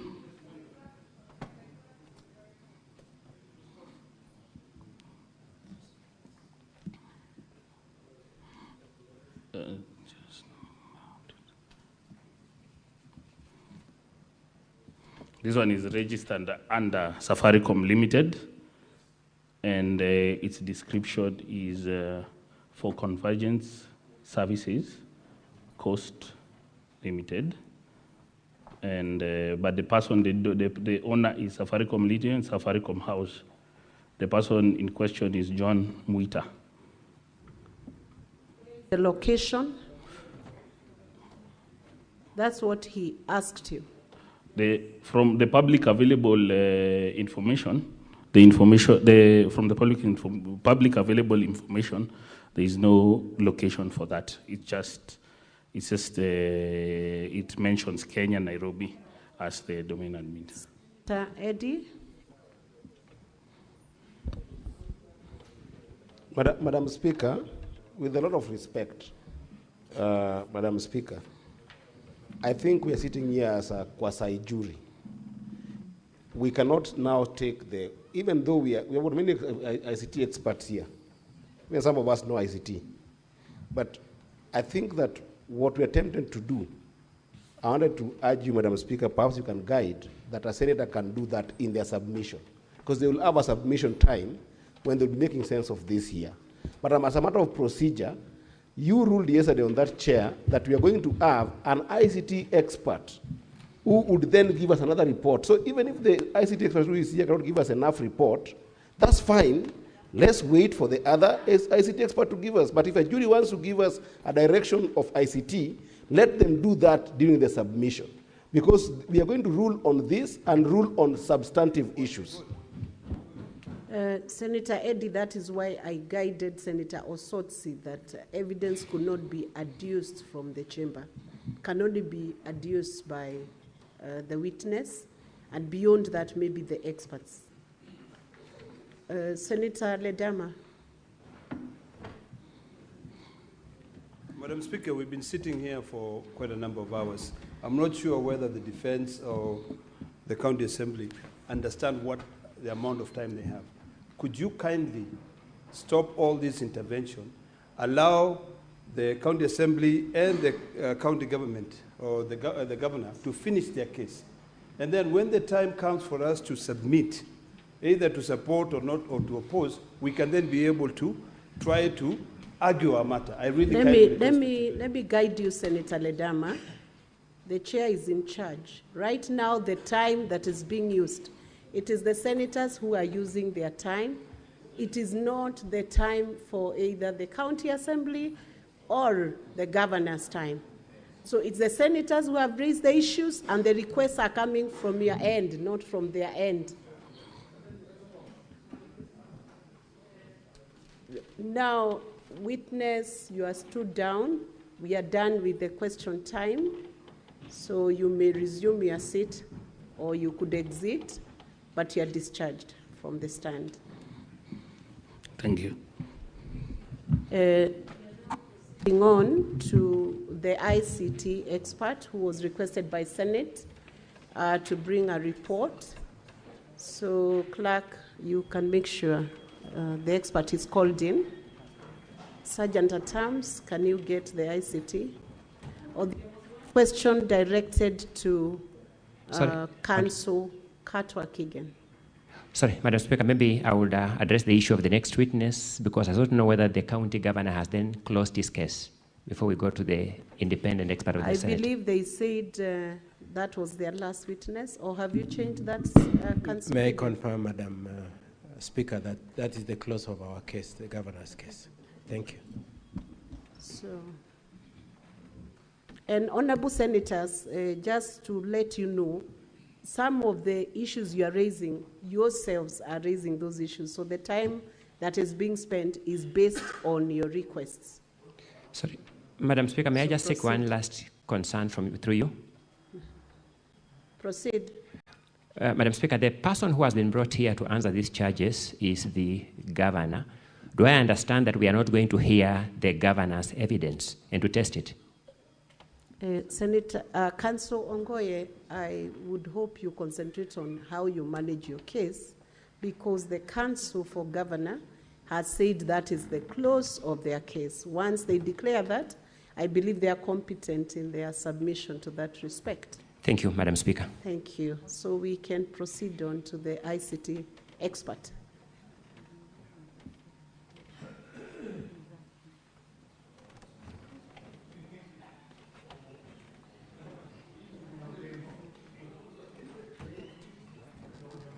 And honorable senators, to ease the question time, we should avoid repetitive questions, because if you repeat the questions, you'll get repeated answers.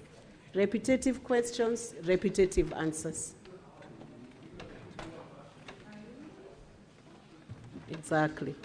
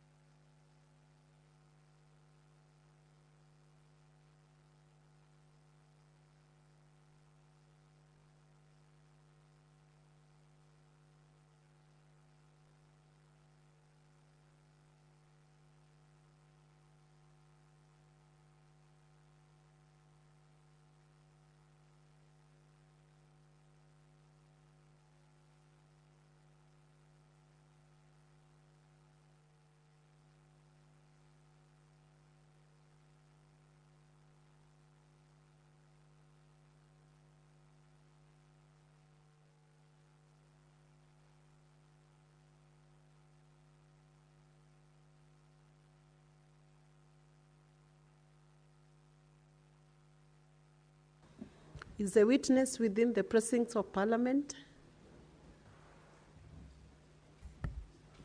Or have they, where is he or she? Okay.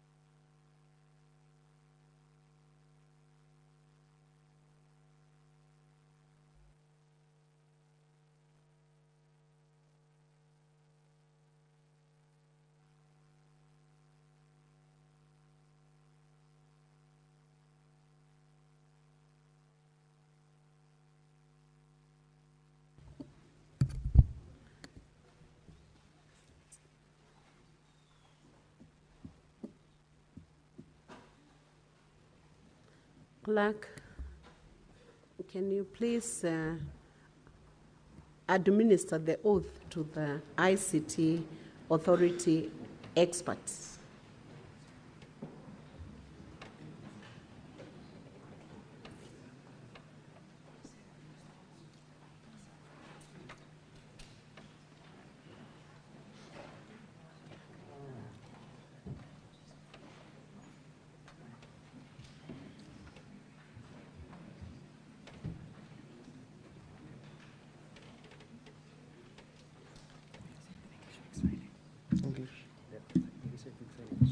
English. Are both the experts going to take to the stand? Sorry? I'm Christian.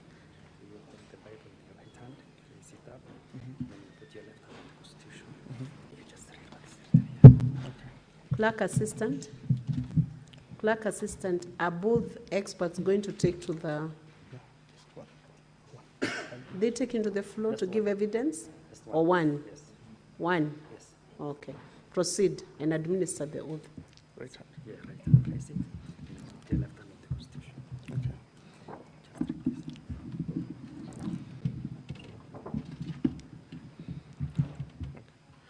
Okay. I, Philip Irode, do solemnly swear that the evidence that I shall give before the Senate in respect of the matters before the Senate shall be the truth, the whole truth, and nothing but the truth, so help me God.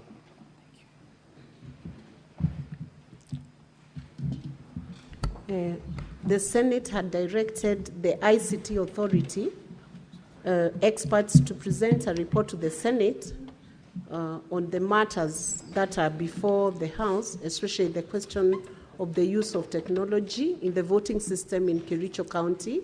You are conversant with that request? Yes, ma'am. I want you to proceed and present that report, but first of all, give your full name and the position you hold at the ICT authority and present the contents of the report. You have 10 minutes to do that. Thank you. My name is Philip Irode. I'm a Deputy Director in charge of Information Systems Security at the ICT Authority. We received a request from the Senate through our PS, Ministry of State Department of ICT and Digital Economy, that they require the assistance of the ICT Authority to look into issues of the Kericho County, to look into the issue of the Kericho County Assembly voter system. Our CEO sent a response to the clerk, that was yesterday, appointing myself, Philip Irode, and my colleague, Joan Mukera, to come and address this particular request. We came in, had a brief, and given that we had not initially received a formal letter, we had to sort a letter to take it back to the office for purposes of the normal guidance as per government protocol through the accounting officer. We later came with the nominations of our two names and looked at the system. This was in the presence of both parties from the County Assembly, the Senate, and of course the Governor's Office. The system that we were looking at is a voting system, which is a web-based voting system. The system is hosted off-premise and out of country, and our initial URL search indicates that the system is published at IP address 178.162.234.23, and from the interactions, which is basically the initial assessment that you do from the interaction with the system owners, it's an in-house developed system where the local staff have developed the system. It is managed and administered by the head of ICT, who is the super administrator. We looked at the system based on the scope of the request that was articulated in the letter, and of course, being professionals within the industry, we were guided by processes which are basically information security frameworks that guide our work. This includes ICT Authority's Information Security Standard, as well as other global information security practice standards. We looked at it, and of course, we had 5 specific questions that we were meant to answer, which we have answered, and the details which are basically as articulated in the report that we have provided before this House. Question 1 was, did an electronic voting process take place using the system? And of course, we have looked at the system based on the logs which you were able to access in the presence of both parties, and we found out, yes, an electronic voting took place using the referenced URL as presented in the report and with the logs that were provided. The second question, Madam Speaker, was, is the number of MCAs who voted on the impeachment of the governor verifiable? This was also based on the logs extracted from the voting module as well as the system events module. And the answer is yes. The number of MCAs who voted to the impeachment of the governor is verifiable. The third question was it possible for any MCA or any other person who had a link to vote on the motion on behalf of an MCA or another MCA? The answer that we provided is no. You cannot vote for any other person or an MCA with the link provided alone. You need to have both the username, which in this case was the IPPD, and the password, which was the ID number. Question number 4 was, how many MCAs voted in the affirmative on the motion to impeach the governor? The number of MCAs who voted on the motion was 33, as was extracted from the voting module logs. Question number 5, which is the last question under our scope of review, was, is there any evidence of multiple voting or other compromise of the voting system or any impropriety in the voting system or process? Our response to this question was, from the evidence provided and the access logs collected from the voting system logs and the admin and system events log module, there is no evidence of multiple voting, neither is there evidence of other compromise of the voting system and or any impropriety in the voting system and the process. Madam Speaker, that were our findings. Thank you. As an expert witness, you have been oathed to give evidence and present that report. So you will be subjected to some cross-examination on the report, both by the county assembly and by the governor's team. And then we'll proceed on to have questions and clarifications from the senators. So I will now allow the county assembly team and then the governor's team. Each will have 10 minutes maximum. Thank you.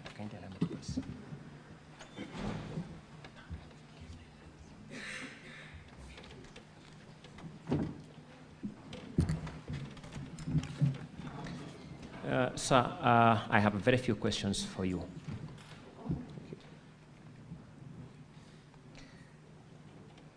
This exercise was conducted within the precincts of this parliament. True or not true? It's true. Were you notified of the people who were present at the time of undertaking this exercise? Yes, we were. You did this exercise in the presence of the people representing the governor's team, the people representing the county assembly, and the administrative staff of the Senate. Is that the correct representation? Yes, it is.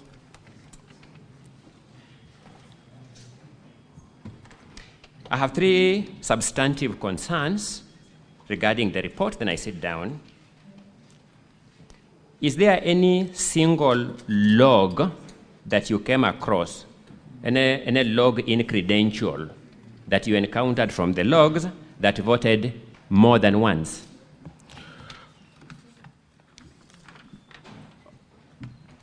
Your question, the answer to the question is no. Is there any credential that logged in and voted after the 15th of August, 2025? No.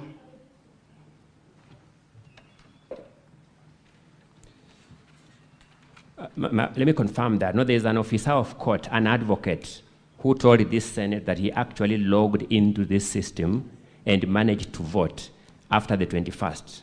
Did you come across that log in the system? No, we didn't come across such a log in the system because the voting had already been closed.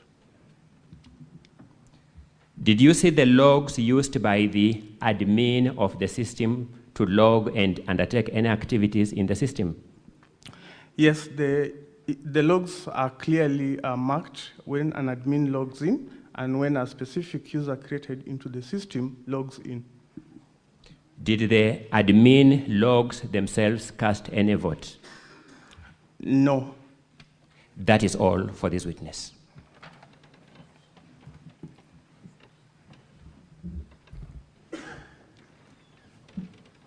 Proceed.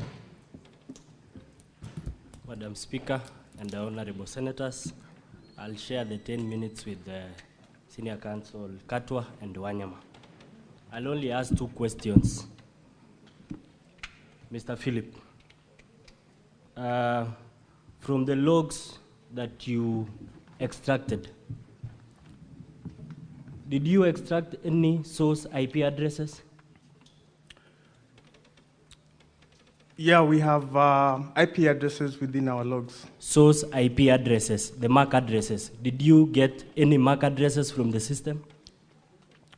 Which one are you referring to? You've mentioned MAC address and IP address. Which source one? IP addresses, which is the same as MAC addresses. Your Honor, those are 2 different addresses. So you can differentiate the 2, kindly? Yes. So MAC address is ideally, in a layman's language, like your fingerprint. It is absolutely unique. Unique. Did you get those unique identifiers from the system? Allow me to answer the question. No, I'm asking you a question. Did you get those unique identifiers from the system? The IP addresses, Counsel, yes. Allow him to answer. Okay. I need specific answer, yes or no, on the issue of source IP address. Did you Counsel, let him answer so okay. that you can benefit from that answer. Okay. Yeah, so we have IP addresses within our log systems. The source IP address, did you get them? Yes. Did you identify the IP addresses to a certain gadget? Your Honor, based on system configuration, logs are part of system development, and ideally, most system development prescribe the IP addresses, because ideally with an IP addresses, you have the ability to geolocate where that particular device is. Now, a MAC address will not give you a geolocation. Thank you for your answer.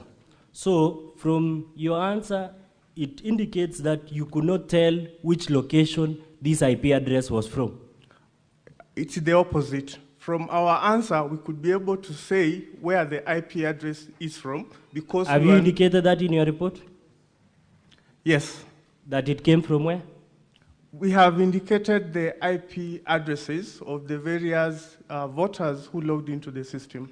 Can you identify those IP addresses to a certain gadget, say that this IP address, 41 something, was for Honorable, let's say, Anita? Can you say that? Your Honor, that is not possible with the system configuration as it is. So, from the system that you are working on, you cannot tell who voted for who? You can tell based on the user ID, which is a unique user ID, and the IP address of the user. This is not a personal question. You'll remember that we worked together yesterday as you worked on this report, and this is not personal. You became my friend yesterday, and you will confirm to this Senate that We began working on this report at 4:30. You disappeared until 4:30. Is that true? So from the committee, you will confirm that you left the committee room at 2:30 and came back at 4:30. Is that true? Your Honor, that could not be true. And as I have indicated, we were called here urgently. We came without formal release letters. When we came, we were, invited into the chamber. We were briefed on what the assignment entailed. No, I'm talking about when we start. We sat. Counsel, allow the witness to answer, please. You asked a question. He's responding to that question. Proceed, witness. Thank you. Yeah, so after we were briefed by the clerk's office, as protocol dictates, we have to seek concurrence from our accounting officer. I explained to the clerk's office that we need to get an authority to embark on an exercise. This is when I was ushered into the clerk's office. A letter was done while I waited, and I walked with that letter to our CEO's office, advising him that this is the sort of engagement that we have been called to conduct, and I therefore need to be officially released. Did you require 2 hours? Well, it wasn't 2 hours, Your Honor. Thank you.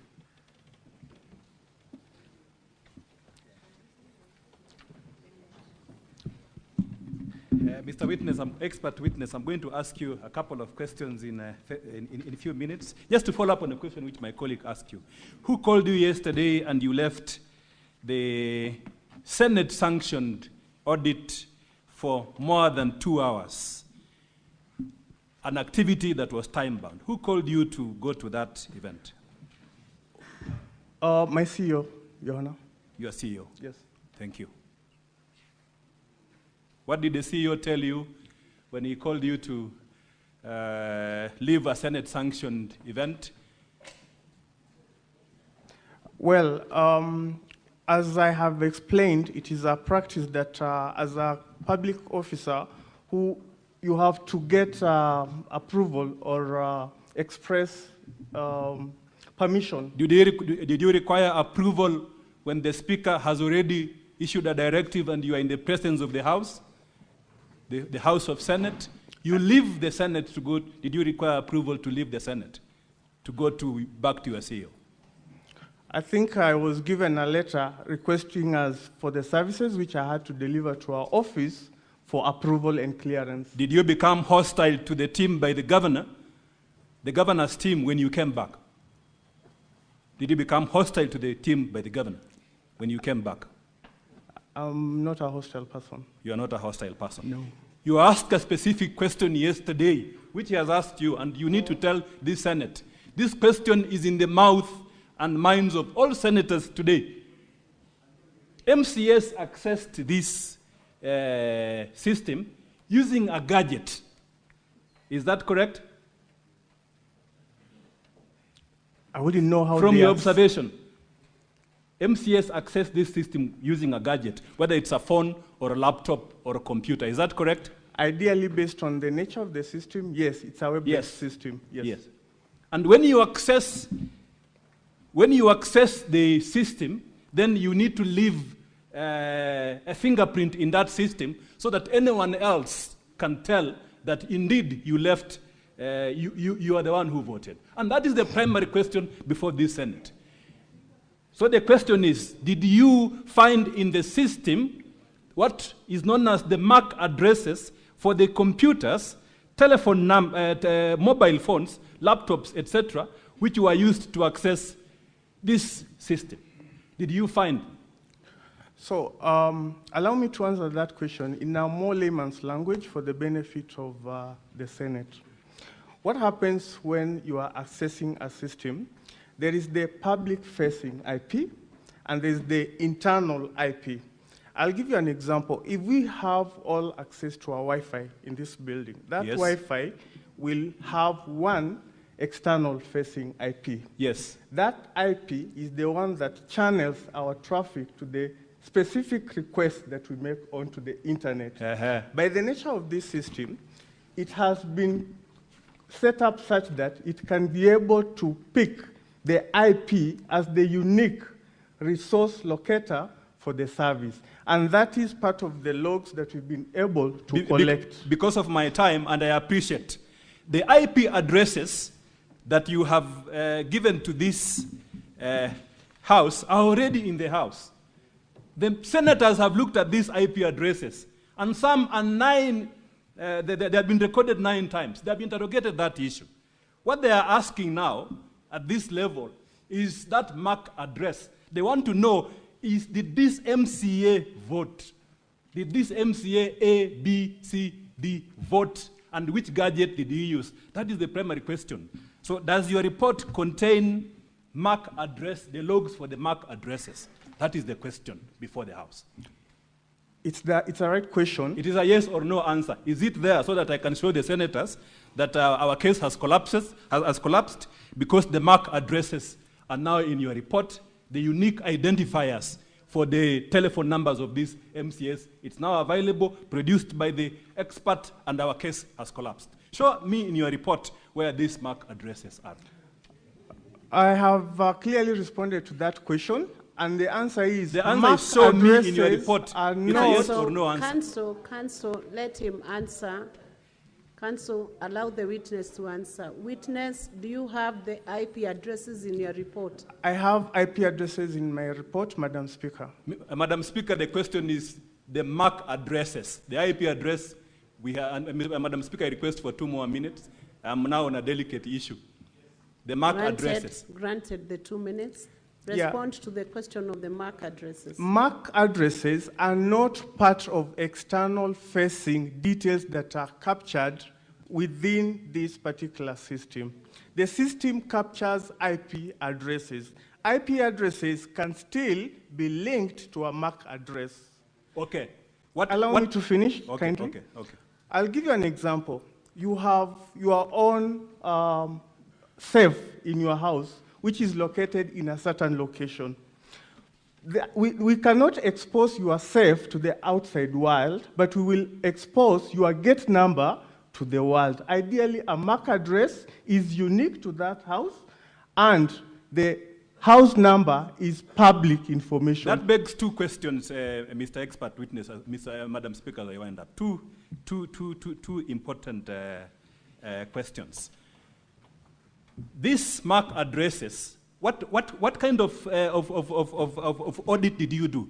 Did you do a basic compliance audit? Did you do a network security audit?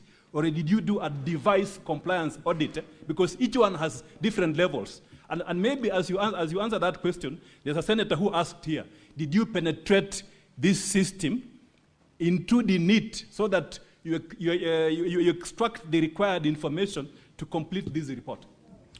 So, Your Honor, you cannot be able to do an entire audit within a day.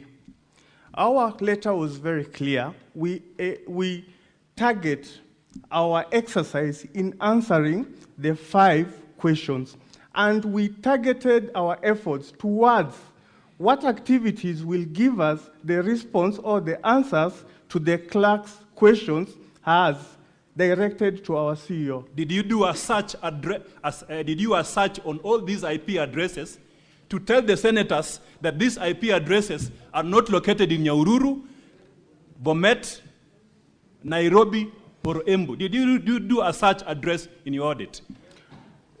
Your Honor, we did what the question, the letter requested us to do, which was to conduct an assessment that will respond to the questions that had been answered. Last question, Madam Speaker.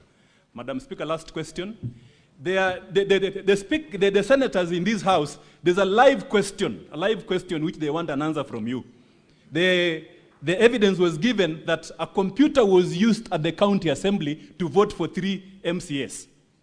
3 MCS, a computer was used. The simple question is, did you go to Kericho County, or was this computer given to you for you to ascertain the IP address or MAC address in that computer to give to these honorable senators to clear any doubt in their mind on the verifiability, authenticity, and security of this system? That is my last question. Yeah, so based on the audit logs that we collected, as we have responded, the system has adequate logs providing verifiability, which is ideally the number of... The question, did you visit Kericho? Were you given the computer? It's a simple issue. So the system is a web-based system. Yes. For a web-based system, you do not need to physically visit a location. It's available on the URL, unique resource locator, as we have provided So for what in is the report. IP address for this laptop which was given in, which the MCA said they used? Can you tell the senators with a substantial measure of assurance, no doubt at all, that I, as the expert, this is the IP address of this computer, this is the MAC address of this computer, so that we clear doubt. Thank you. I don't think that was part of my request for this Thank you, letter. Madam Speaker. I'm sorry, my time is up. The question is now actually answered. It's told you. Senator Sifuna. You know, Speaker, I'm a bit confused by the line of questioning that has been taken by counsel for the governor, because your directive was that all these parties be present during that exercise. Now, when I look at the report, there's a part for people who were present to indicate they were present. Mr. Evanson Kirui, counsel for governor, did not sign. The question to you, witness, was he there? This gentleman called Weldon Kipiegon Lagat, was he there? And then, to the counsel for the governor, these things you are asking, did you ask him to do it there, when you are there? And what did he do? And then why would you refuse to sign that you are present? Those are the questions I want to address. Senator Sifuna, before those questions are tackled, you could resume your seat. Let's take a direction on how the senators will now engage with that report and that witness. Then those questions will be tackled in that session, because that's not an intervention on procedure. It's actual contents and questions to the witness. So, honorable senators, we have about 15 senators who would like to ask questions, and we must limit the time within which this gets done. So we'll have to agree that every senator should either ask just one question, if we have to cover all, and if we ask two questions, then we'll have less of senators requesting for that intervention.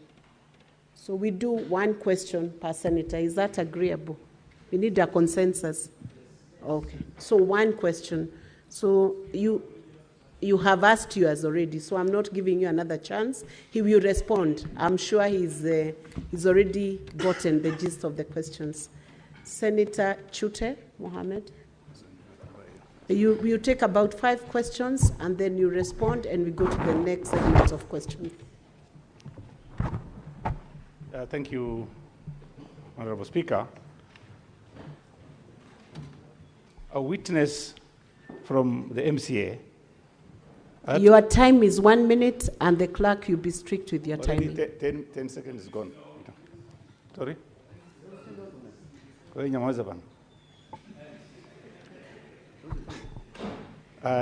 My question goes to the expert. There was an MCA who gave an evidence that 9 persons, or MCAs, voted from a particular station. That station is, the number is 41-139-237-129. Did you, in your report, do we have that report that shows that 9 MCAs voted from one logging station? Thank you.